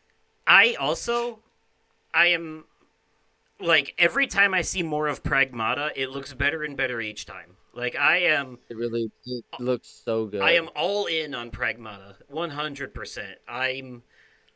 I'm loving it. Everything I'm seeing. There's a demo on Steam now, and I'm so jealous because it's not on consoles yet, but it will be hitting consoles. The demo. I mean, I was gonna say also. Speaking of, I'm glad we're getting another game from Frictional Games that isn't just another Amnesia. I liked Amnesia: The Bunker. Don't get me wrong. That game actually made my top 10 in what was it 2023 that it came out. But I'm glad to see them doing another new IP, and it definitely feels more like a spiritual successor to Soma than any of their other games. But I'm here for it. What is it called? Ontos? Ontos? Something like Yeah, Ontos? Antos. Yeah, Antos is I think what it's Yeah. called. It was a very like psychedelic look to it, and I was like, okay, Yes. I gotta play Soma now. Like this looks Oh, really you cool. haven't played Soma yet. Okay. No, I have not played Soma. I know what Soma is. I know it's like 95% off right now, so I I am gonna yeah, buy it's like it. $1.49 on PlayStation Yeah, Store right now. I Yep, can't do believe it. that's something. Huh? I said, yep, do it. yeah. Yeah. I got I a buck can't believe 50. that's something that Nick has started before you. Honestly. Yeah, but I Like, bet I'll finish it before him. oh yeah, I 100% believe that Nick is gonna get stuck on a puzzle or two. I guarantee it. Well, not really puzzles so much as it is looking for shit. But he has the advantage of playing on safe mode. I have a feeling you will be playing it normally. Yeah, I'll be playing it as the Lord intended, painfully. Right. So, and that is 100% stealth based but it is a frictional games game, so you know what that means. Picking shit up and throwing it. That is. Yeah. So there was one game I was disappointed didn't get like it. We didn't get some sort of an update on Mm-hmm. Hmm. Directive 8020. Yeah, I'm surprised there Oh. wasn't anything on Isn't that. that like. Isn't that like coming out in February or something like that? I can't remember. It's coming out next year. It's I know it's coming out next year, but there's like I have it on my wish list on the PlayStation Store, and it still says release date to be determined. I Okay. I know it got pushed back, but I was really hoping that we would have gotten some sort of an update on it. fair. Yeah. It is the season 2 premiere of the Dark Pictures anthology. Um, Yes, I'm like patient. I binged through the first 4 episode, the 4 episodes in season one. Now I want more. yeah. Honestly, after recently platinuming the Until Dawn remake, I too want more. So, um, but yeah, and you know, now you see everybody's been waiting so many years for things that have finally come now, like Silk Song and all that. I'm gonna be the one putting the clown makeup on every year now for some kind of update on Kingdom Hearts 4. Yeah. Especially now Yeah. that I still don't know which one's gonna come out first, that or Part 3 of the 7 remake. Listen, I So, I legitimately put makeup on watching the Game Awards for Elder Scrolls 6 because of the final announcement. oh yeah, And it was because of like it was the backdrop that they had that it was like this very like high fantasy looking, very yep. Morrowind esque kind of world. And Jeff Keighley going, a lot of the times we always talk about these like snippets of games that come out years and years and years. Well, that ends today, and I'm like, you're kidding me. Is it really going to happen? Finally, I got chills. I pulled out my paintbrush. I was ready to go, and then all of a sudden it was fucking High Guard, and I'm like, A hero oh, shooter. yeah, I was like, Yeah, oh, a hero shooter. We haven't had many of those. That's cool, I guess. but guys, Um, guys, they're reinventing the genre. yeah. The fact that you have Remember, to write, the fact that you have to say we're reinventing the genre in text in your trailer means you are doing fuck all. That's what you're doing, yeah, you little just like all bastards. of the Yeah. other games that came out over the last couple of years that reinvented the shooter genre. When that trailer came on, I was like, why try and play one game when you can play all of them at once? Yeah, it's definitely a bit pretentious to put something like that in your trailer. No, you don't get to decide whether or not you revolutionize the genre. We do. You didn't see Expedition 33 coming out there with like we're revolutionizing the turn-based RPG. They never carried that level of like overly high regard for themselves. They were very humble. And one of the many reasons why they deserve all their flowers, quite frankly. Yeah. Yes, all them pretty rose petals that used to be people. um, yeah, that was kind of a disappointing final thing. That is, but new Mega Man game looked cool. Not for people that enjoy that kind of thing. They're fun. I mean, Mega Man is technically a Metroidvania, you could say. Um, Side scroller like the originals too. yeah, that's the yeah. I would say Um, I would have called it a platformer for the originals. Yeah. yeah, fair Yeah. enough. I love the whole thing. I think Mega Man's like unique gimmick is that like every boss you kill, you get like their powers, and then you take that into the next level, and that's pretty cool. So it's cool to see like its OG gameplay coming back. The Um, last time I played a Mega Man game was on my Game Boy Pocket. fair. Yeah. You need the Battle Network games are where it's at. The Star Force collection that's coming out is where it's at. Those are where the Mega Man franchise shine. Now, Okay. I know it's not for everyone, but I think it's safe to say that the biggest announcement of the night is probably it's not technically another Knights of the Old Republic game, but it's in that family. We're It's basically getting Photor. we're getting a single Hey, player. Yeah. Star Wars Fate of the Old Republic. Yeah, we're getting a single player RPG from if I remember correctly, one of the guy behind it worked on the Mass Effect series. Yes, I do believe So that is correct. yeah, so that actually heightens my excitement for it, quite frankly. Because if they go, which should be the case, because Knights of the Old Republic was a BioWare game. Wait, hold on a second. I have a theory. Heard something about a while ago. I saw an article about a choice-based Star Wars game. This could be it. It's Because if 100% it. That's 100% it. It is oh, because I'm fucking here for it. This Knights has of okay. Now Knights that I of the put Old two and two Republic. together, Yeah, Knights of now the that Old I put two Republic. and two together, I'm even more hyped. It Okay. predates Knights of the Old Republic predates Mass Effect. It's where Mass Effect got most of its gameplay elements from, like the choice wheel and all that. Knights of the Old Republic, like you could make choices that changed the story, and you could like go down the light side or the dark side. It was a whole thing, and it was from Bioware. So, and people have Hell been yeah. wanting a remake of that for a while. We were supposed to get a remake of it, and that just became vaporware. It's just gone nowhere. So this is pretty much the next best thing. And I I'm am fucking excited. excited. Yeah, Hell yeah. single player action RPG, and then also the Star Wars racing game. When that first came out, I was like, "Oh, are they remaking the Pod Racer game?" That's what it looked like at first, but then they show you more vehicles, and I was like, "Oh, this is just a full-on every Star Wars vehicle racing game." I am fucking here for it. I'm so excited. Yes, which one are you more excited for, Ryan? I don't remember playing Knights of the Old Republic, but I remember playing a lot of the pod racing game. Yeah. Okay, fair. And Fair. like I personally I'm not a big Star Wars fan myself. That being said, like dude, I remember being a kid growing up and on my Nintendo 64 playing pod racers. I was like, ah man, it, I don't like Star Wars, but this is kind of cool. Like this screams when this game is 50% off on a Black Friday deal, I'll probably scoop it, but like nothing I'm gonna be picking up day one or anything like that. No, fair enough. But it does seem like I just like if it has online multiplayer, seems like something we could fuck about in for a couple hours. You know. Hell yeah. Yeah, at the end of the day, what is it? It's basically just Mario Kart with spaceships, right? like, Yeah. Much.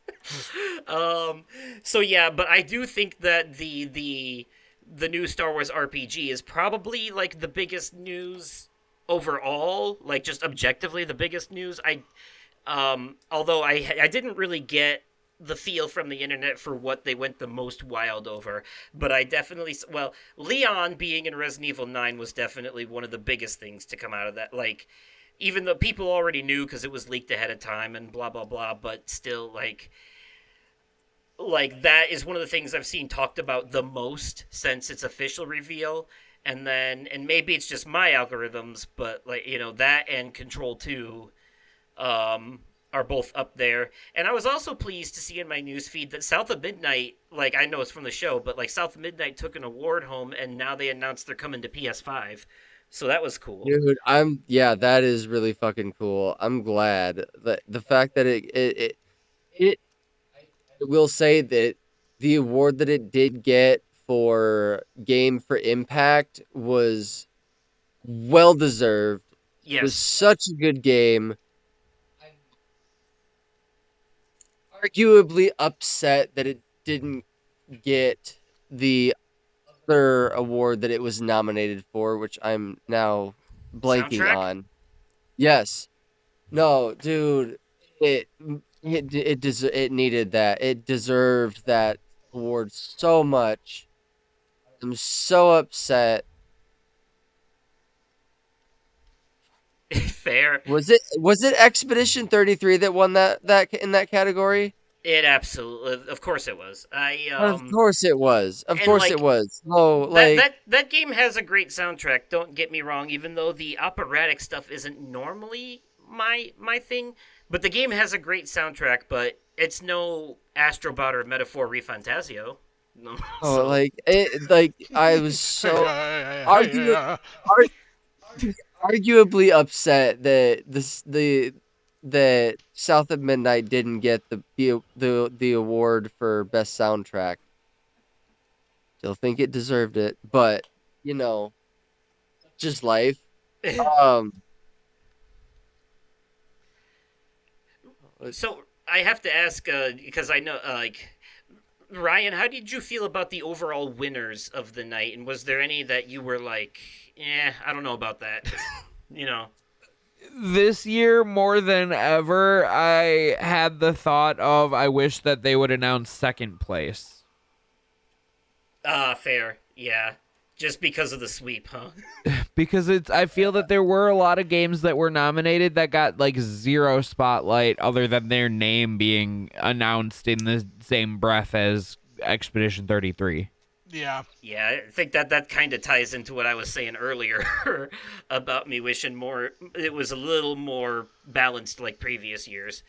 Because even Baldur's Gate 3, when it swept, it didn't sweep that hard. Yeah. You know? But like that's not E33's fault. So No. E33. No, it's for whatever it's the reason, panel. It's the panel of judges. Yeah. For whatever reason, when you said E33, I thought you said, "Well, that's not E3's fault." I was like, wrong program, buddy. Yeah, no, yeah. I'm just the Pop Tart. That's all that is. That being said, and that is saying a lot coming from because you also played Expedition 33 I and still loved it. to this day cannot stop thinking about that game. So I'm guessing it was Well, I your need to game of the finish year. this game. Yes. I need Okay. to finish Expedition 33. It was my game of the year, but I do feel that Silk Song could have gotten it, and I wouldn't have been like, oh, I think that, I disagreed with it. And I thought that Hades 2 was an incredible game as well. But I do objectively think that Expedition 33 is better than both of those. I don't think that Donkey Kong deserved a spot, and I haven't played Death Stranding. Right. Or KCD2. Or that, yeah. I can't fine. give an opinion on either of those. Fair enough. Yeah, and those are both very targeted to their specific demographics types of games as well. I guess you could say arguably everything that was up for Game of the Year this year kind of falls in that category. This might have been one of the first years where I think pretty much every game nominated was a game that caters to a very specific demographic. There wasn't really a everyman game in there, like there have been in previous years, like Astrobot last year, I would say is like it's something everyone could play. As long as you had a PS5. Yeah. Yeah, that's real. Yeah. I mean, I was gonna say the same thing can kind of be said about Bonanza. Like Bonanza is something that everybody could play if you have a Switch 2. Yeah. I guess I was just thinking more in terms of like tastes, and who the genres are catering to more, because like you have RPGs, but then you have Expedition 33 and KCD2, which are both very like, and as popular as Expedition 33 is, there's like there might be some barriers in both of those games for people who don't like the challenge or something like that, you know what I mean? Yeah. So that's so there wasn't as many like mainstream, I guess you could say, games, although Expedition 33 is very mainstream, but not in terms of like your Call of Duties and shit like that, you know what I mean? Yeah. There's one category not that any Call of Duty ever deserves to be up for Game of the Year, but you know what I mean. Right. There's one category that I want to bring some attention to, because there was a game that had a repeat nomination from last year due to delays. Most anticipated game again this year went to Grand Theft Auto 6, and I contributed to that. Yeah, I know. Yes, lowest hanging fruit 2025 goes to GTA 6. Come on down. It should not have even been nominated because it's already won. There is I agree with that, but I couldn't not. You could have voted for Wolverine. I could have, but I chose to contribute to the win. To the problem. To the Nick said, "I am the drama." Um, yeah. Also, while we're on the topic, I want to say gotcha games need to be disqualified from the player's choice Yeah, if the developers Wuthering are gonna Waves keep can suck my ass. if they're gonna keep putting incentives in there to win, like because that's the only category that can actually be rigged. They need to because notice when the five finalists were read, it wasn't Expedition 33 that got the biggest cheer. It was Dispatch in that Yep. category. So, it would have won that category if it wasn't for those fucking gotcha games. Quite frankly. Honestly, also, too, though, I think, God, I wish Dispatch would have come out earlier this year because I think it would have stood way more of a chance in the running in some categories Yeah. if it had. Yeah, Yeah. agreed. I mean, you gotta You think know. the last two episodes came out like the week before the announcements.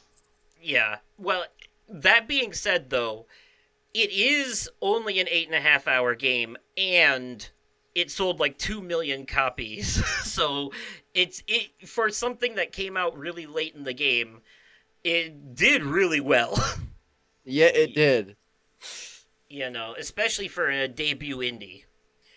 Yeah. I do think it helps that it's backed by Critical Role and has a very prolific voice cast. And that half of its voice cast was live streaming it on YouTube. So that certainly didn't hurt. Get the word out there, for sure. But yeah, for me that was really my only snub was that one. But the only two categories Dispatch was in, I think it should have won both of them, and it would have won Player's Choice if not for the fucking gotcha games. And that's coming from someone who actually enjoys things like Genshin Impact and stuff, because they just play like console games, and the gotcha mechanics are exclusively for multiplayer stuff. They don't affect the single player campaign at all. But they need to disqualify them if the developers are gonna keep rigging it. Yeah. That's that is pretty BS. Yeah, that The- is unfair. The voice actors for Chase and Young Chase. Young Chase presented the award. Was it for best action RPG? No, they did best performance, didn't they? No, they announced the first award of the night.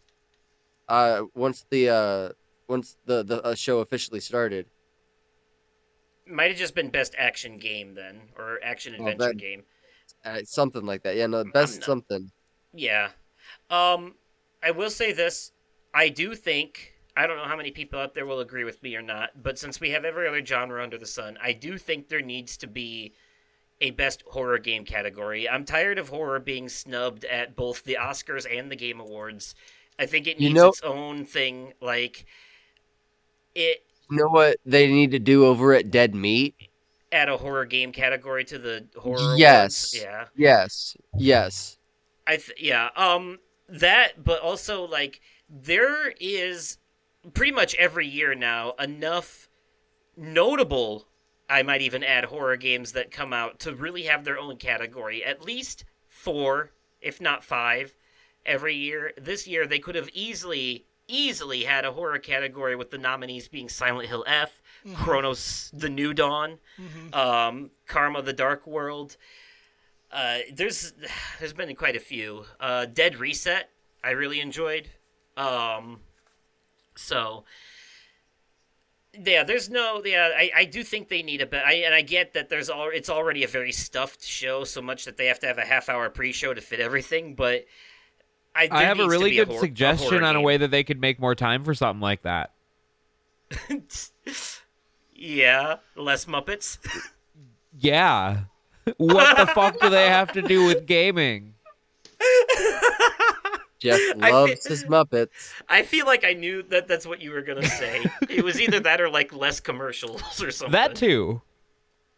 How many AMD ads were there? True, but they are paying for the show.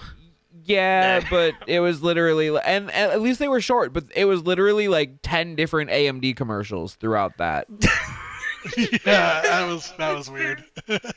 But yes, no, I do wish there would be a little less focus on shtick and a bit more on the awards and announcements. You know, the thing we're here for. Now, please give me more of the theatrical shit, the musical performances, the people hanging from the ceiling, and the village shit. I love all that, but like, But no, we need but Miss like, I Piggy. remember. We need Miss Piggy We do. crying.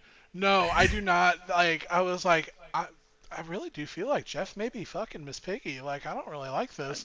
Uh, no, I will say, like, watching it after, like, Miss Divinity, I Piggy was like, this is really sick. And then when Control's announcement came up, I was like, well, I mean, if we're going to put money into having people hang, we might as well do at least 2 games. At least 2 games.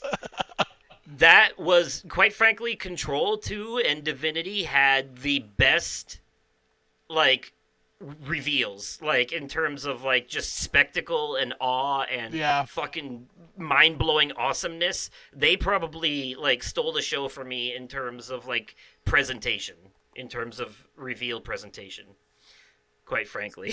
Yeah. so I want to see more stuff like that. You know what that reminds me of is not the last E3 Sony did, but the one before that they did in 2017, where they had like, I think it was, that's when they announced the God of War 2018 reboot for the first time, and like they had like a whole like orchestral theatrical thing going with all their announcements that year, and it was really well done. And then they did it again in 2018, but it wasn't as good the way they did it that time. That one felt very weird, but the way they did it in 2017, I remember watching that in the movie theaters too. That was mind blowing, and I like seeing more of that kind of stuff. You know, there was on these shows. one game tease that that has me intrigued and I can't wait to see more of. Was Warlock. Mm, Was that one of the in between commercials? Warlock no, Warlock was was the D and D the dungeon game. Warlock Oh Dungeons yeah. Warlock Dungeons and Dragons. Okay. Yeah. I do want to say, yeah. Only other thing that really caught my eye was Exodus. It looks like Mass Effect, like almost exactly like Mass Effect, and I'm very excited for that. um, I do like where it looks like that is going. I know you're not a big sci-fi guy, Brooks, either. There wasn't as much for you in this show No, as there that's the was for thing. me That's the overall. thing is like for me like I will say like this Game Awards was and this is excluding Best RPG, like taking Best RPG entirely out of the conversation. This for me felt like a step down from last year's announcement, or last year's Game Awards. But you also have to think I also had a very biased opinion of last year's because Plus, you were there. I was physically there. Like I was Yeah. physically in the building. Um, things just didn't work out in the way where I was able to this year. I am planning on going next year though. And last year had a lot of things that were very geared for me personally that I would get really excited about, things like Elden Ring Night Rain. Like now, obviously, it didn't pan out the way I hoped it would, but like the initial announcement, like that was a huge thing. I'm a huge Witcher fan, so to see The Witcher 4 get announced, I lost my absolute mind. I am a Naughty Dog glazer, so seeing Intergalactic get announced, even though it is sci-fi, it's Naughty Dog, so they're like one of those few exceptions to the rule for me. Um, like it had a lot more, and we also got things announcements for like Dispatch games and Mafia: The Old Country, both games I loved this year. It wasn't like it was a bad Game Awards for me, but I was watching it with my wife and my roommate and one of my friends, and like it was like announcement after announcement. I kept looking at Sam and going, man, this is just like the Justin show. Like this is like, man, he is eating so good today. I am over here with a couple little pieces of broccoli on my plate, but man, he is eating so good today. Like, and that, because that's the cool thing about art, man. It's at the end of the day, it is like we can speculate, we can grade, we can do all these things, but art at the end of the day is very subjective, and like this wasn't my type of art that I love, but this is the art type that you love, and like I'm happy that you love this that you love this Game Awards. To, Wasn't for me. to be fair, Yeah. though, Summer Game Fest was definitely more you catered this It year. was. Oh, So dude, that was, or Neo as 3 everyone getting else called it, announced. the Yeah. Souls-like Game Fest. Yeah, yeah. I literally the first thing I said was like, "Oh yeah, Neo 3 got announced. Neo's sick." Like, Yeah. yeah, and that's the thing. Like, I like the fact that I like towards the end of the show, I'm like, man, the thing I'm most excited about is the fact that I know I'm gonna finally get to play Phantom Blade Zero, come September. Like, that was like the most like, oh Oh, hell that yeah. looks really good, by the way. It looks so Still, good. every time I see it. It Yeah. looks so good. But yeah, like that's kind of where I was at, where it's like these are solid. There are things I really love about these announcements. There are things that I'm like, I could take or leave. There are some things where I'm like, yeah, no, not a chance in hell am I gonna be pulling that. Like I'm good. Like Fate of the Old Republic, for me, I don't like Star Wars. I'm not big on it, so I'm like, no, I'm cool. But I also like I have enough wherewithal to recognize like people have waited decades for continuation of Knights of the Yeah. Old Republic, and the fact that it's coming from Homeboy from back in the day, like I know that's huge. Like I know that's huge, and I'm so happy for 99.9999999% of Star Wars fans out there. If you know, you know. Like I Yeah. am so excited for almost every Star Wars fan out there. But like I was like, like good for the homies, good for them. Like, for me. But I've got a lot of cool things coming up in 2026 that I am very excited about. Mm-hmm. Yeah, Yeah. and still, it's not like 2026 is going to be bombardment of sci-fi. We got a lot to look forward to. We've got Resident Evil 9, Wolverine, Witcher 4. Yeah. So, Witcher 4 we haven't gotten like a oh announcement yeah, yeah, yet for, but like, dude, I mean, like, I've got Phantom Blade, I've got Neo 3, like, I've got a lot of things that Crimson Desert, like, that's probably my most anticipated game for next year as it currently stands. Like, I've got a lot of things to look forward to for next year. Like, so, and these games are going to be scattered across 2026, 2027. They're saying Fodor is going to be coming out in like 2030 on the PS7. I'm like, oh God, like that's insane. Like, uh, it is so absolutely wild to think about the fact that yeah, the PS5 is 5 years old as of last month. yeah, So, Holy shit. yep. It is. We're already like halfway through the current console generation. More or less.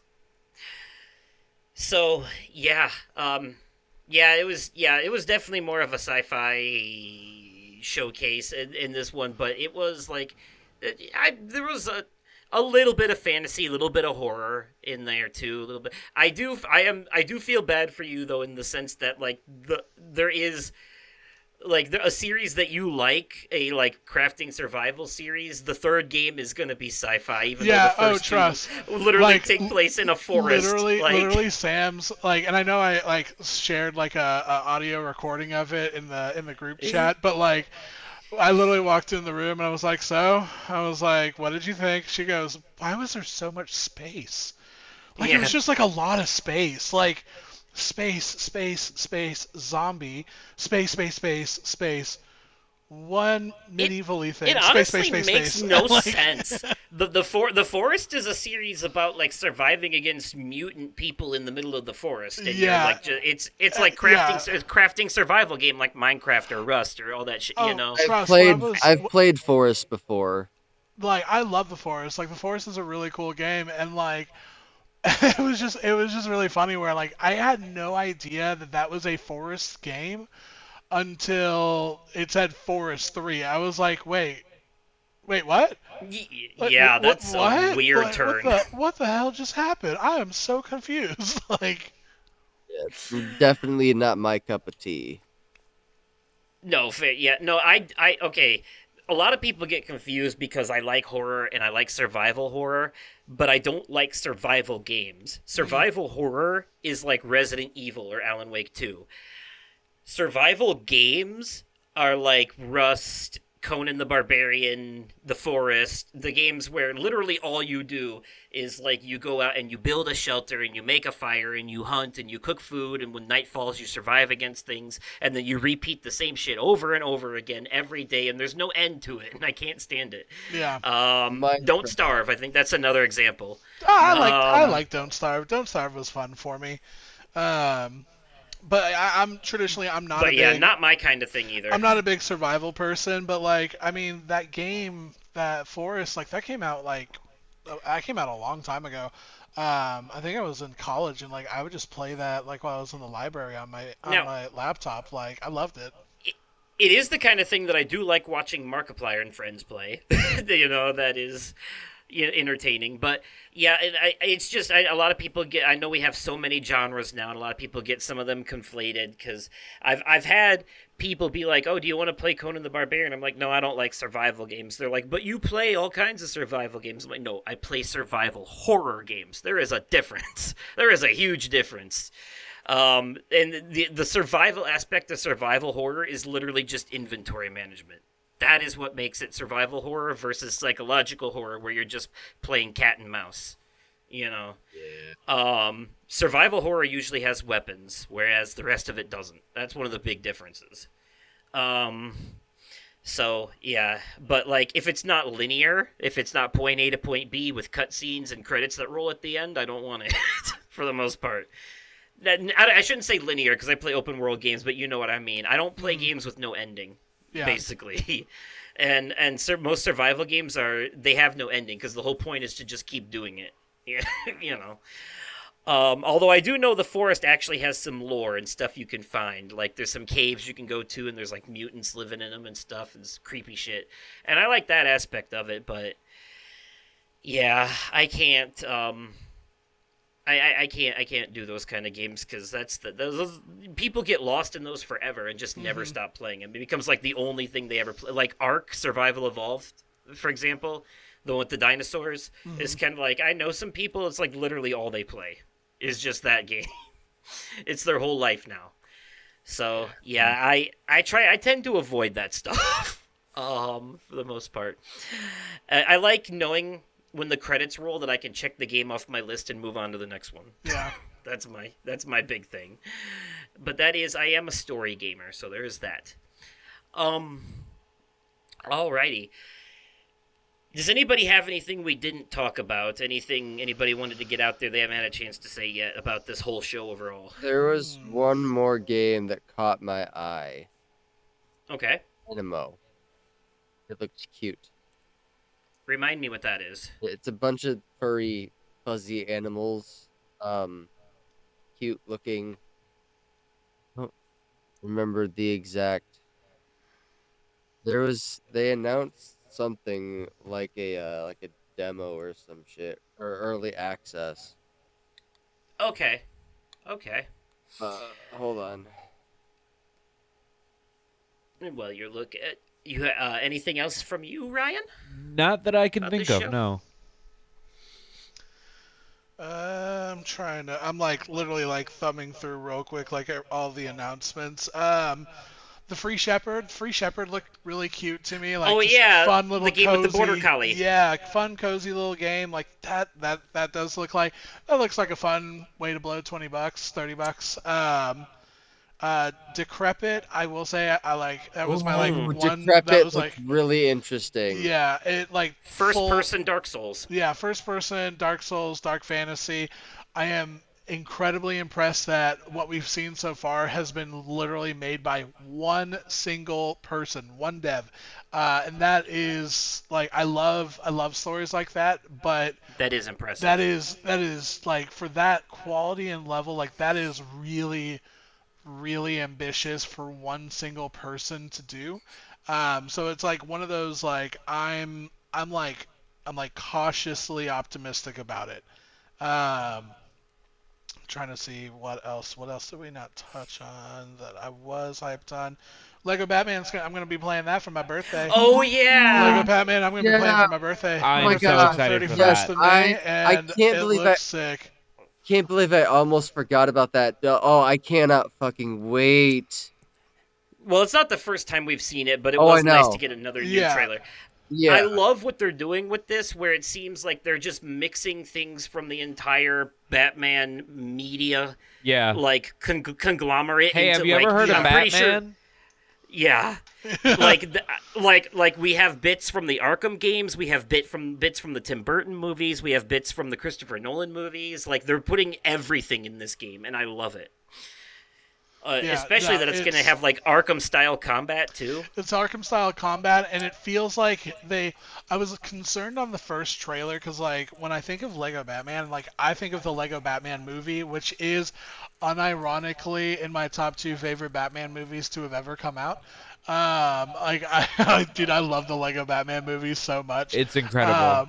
It really is. And so, like, when the first trailer came out, it was a little bit more on the more serious tone, and I'm like, I really hope they like I hope they bring the humor with it. Like I really do. And there was a lot more humor in this trailer, and I was like, okay, Yeah.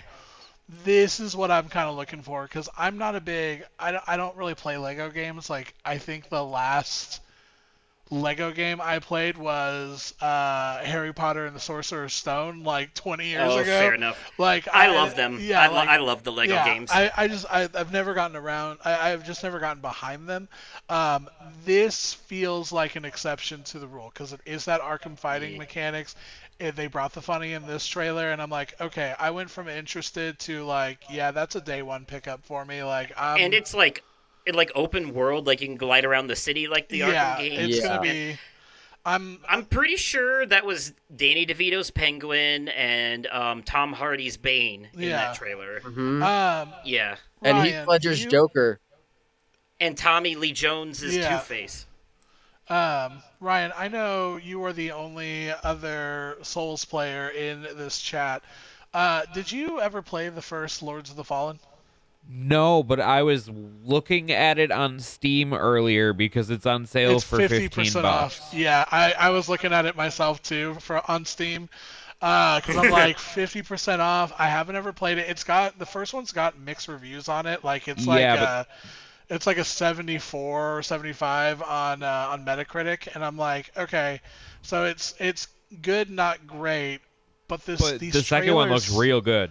the trailers look like really incredible, and they just dropped the 2.5 patch on it, so I'm like, this game is about as polished as it's probably ever gonna be. I kind of want to give a crack at it before Lords of the Fallen 2 come out because the trailers look so good. I kind of really want to play it, but like I want to know what the hell the story is about before getting into it. Felt So Lords of the Fallen also like that was already announced. That was announced at SGF again. That was definitely much more my showcase for 2025. Lords of the Fallen 2 has been announced for a while now. Has it? Okay. Honestly, Was yeah. It may have been just like a date announcement that they did at SGF then. But yeah, no, I like the trailer that they had looked cool. The 5 seconds of Neo 3 that they showed also looked cool. Like I love the Agreed. first two games. Man, there's someone work related, like one of my clients' partners, that is a big gamer, and so like I will talk through my client about games, and it's like we were like passing notes back and forth. Like we talked a lot about Ghost of Yote through my through my client, and I sent a screenshot of like my top 5 games for my PlayStation Wrapped, and he sent me his partner's a screenshot of like what he's most recently played. This fool, Ryan, I don't understand how somebody can have 1,400 hours in Neo 2, but this fool has 1,400 hours in Neo 2. I'm like, Whoa. wow. how? Like, I got 350 hours in Elden Ring, and like I feel I'm pretty satiated. Like I'm tapped. Like, what? Like what? Sorry, random tangent. But yeah, that I think. Oh, go ahead. I was gonna say you're good. You're good.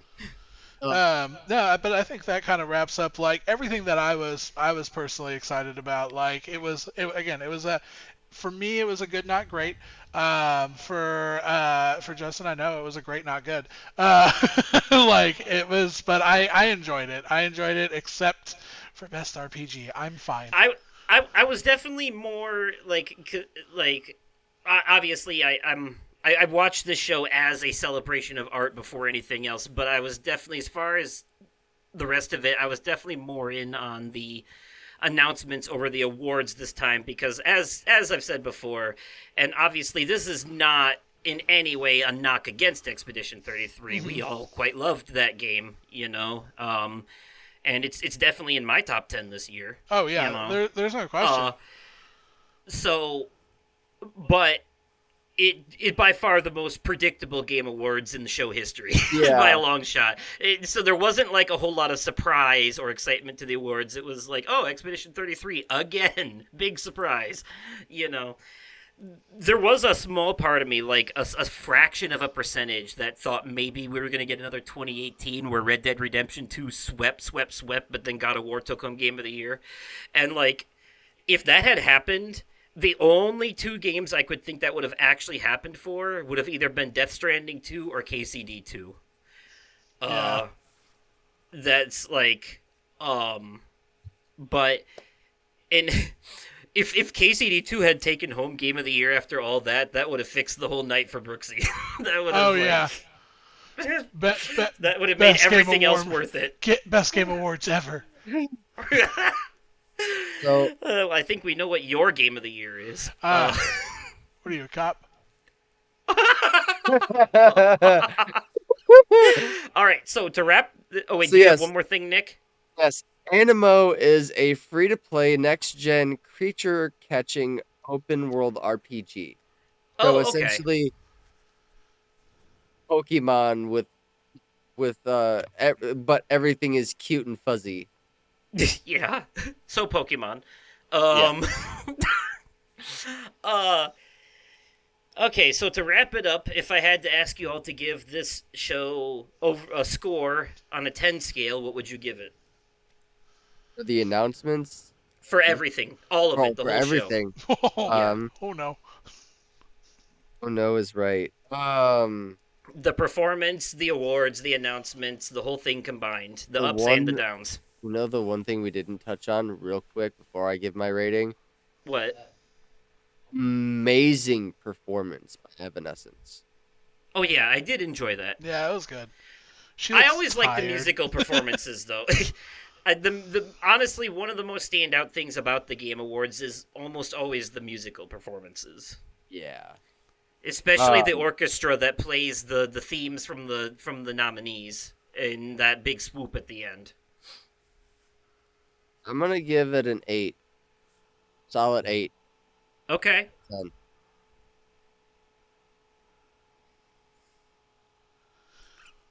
I would say like we a were 7. talking yesterday.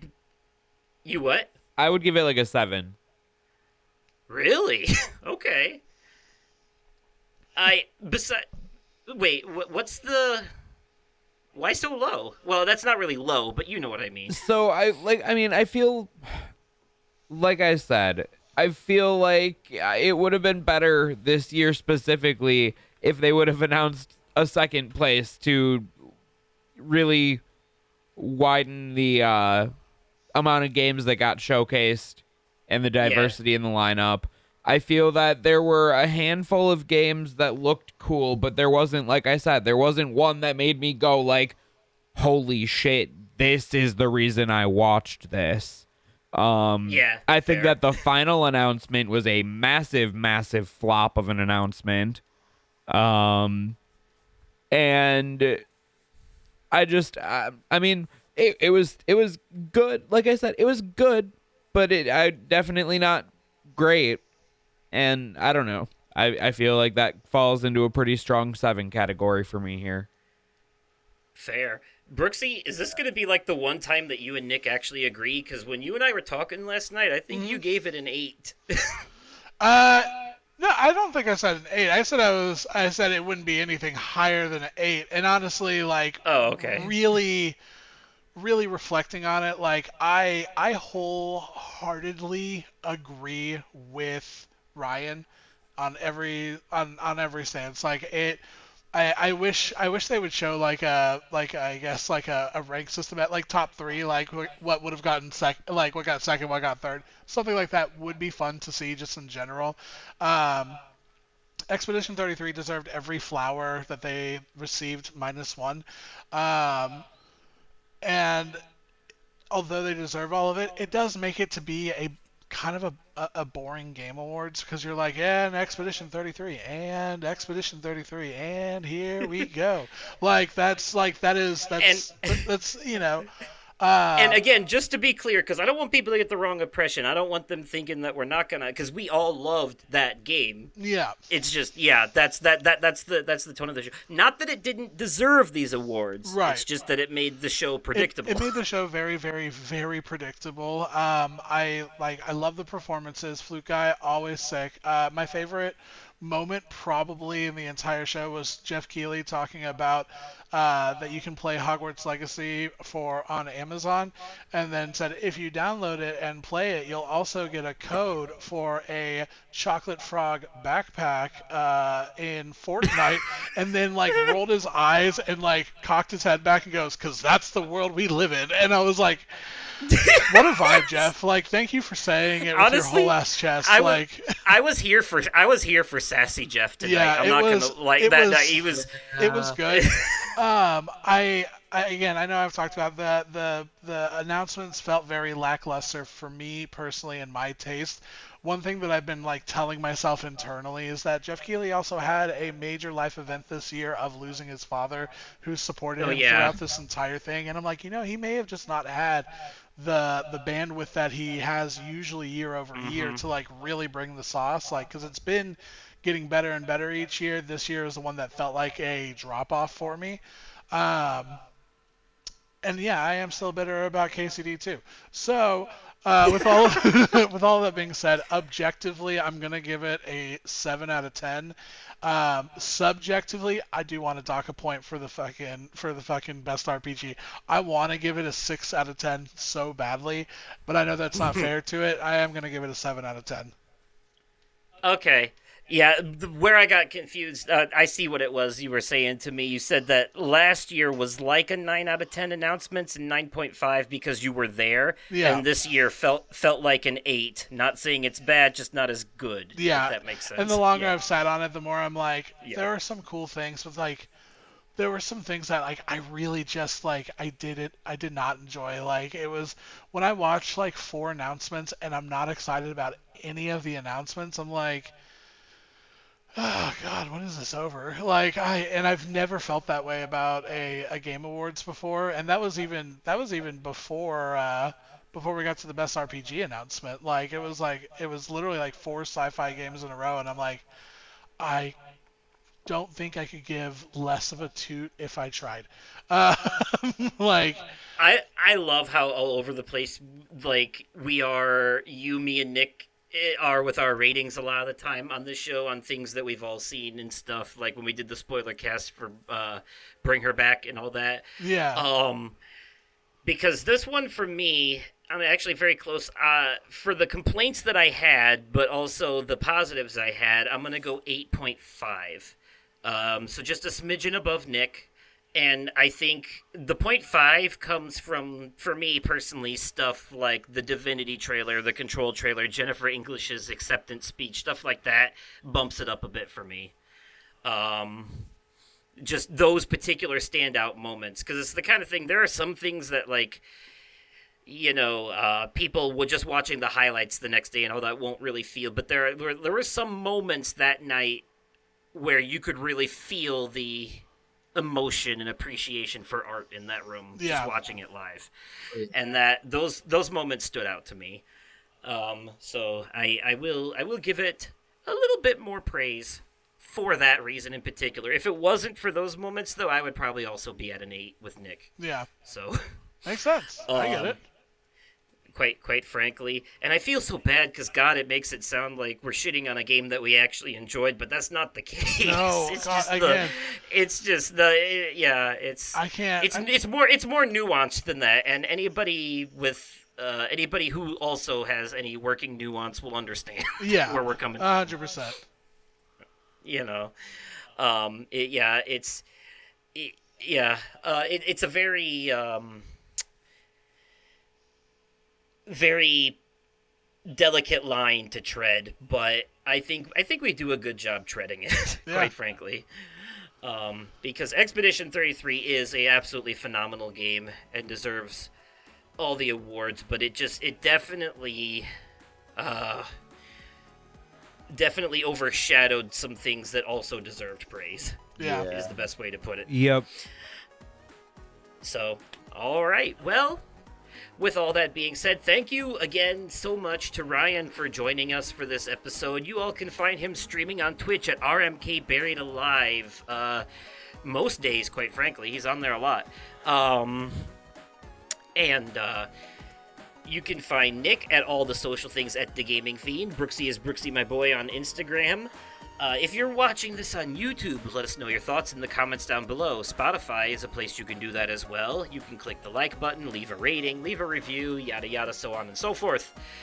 Or you can email us at podcastoversoul@gmail.com, and we may read it on the show, depending on what it is. Music from Epidemic Sounds. Thank you to Sarah for behind the scenes help with the show, hosted by Podserve FM. And thank you to you, the listeners, for listening to this episode. And until next time, have a great night, and we'll catch you in the next one. Bye. Good night, everybody. Bye.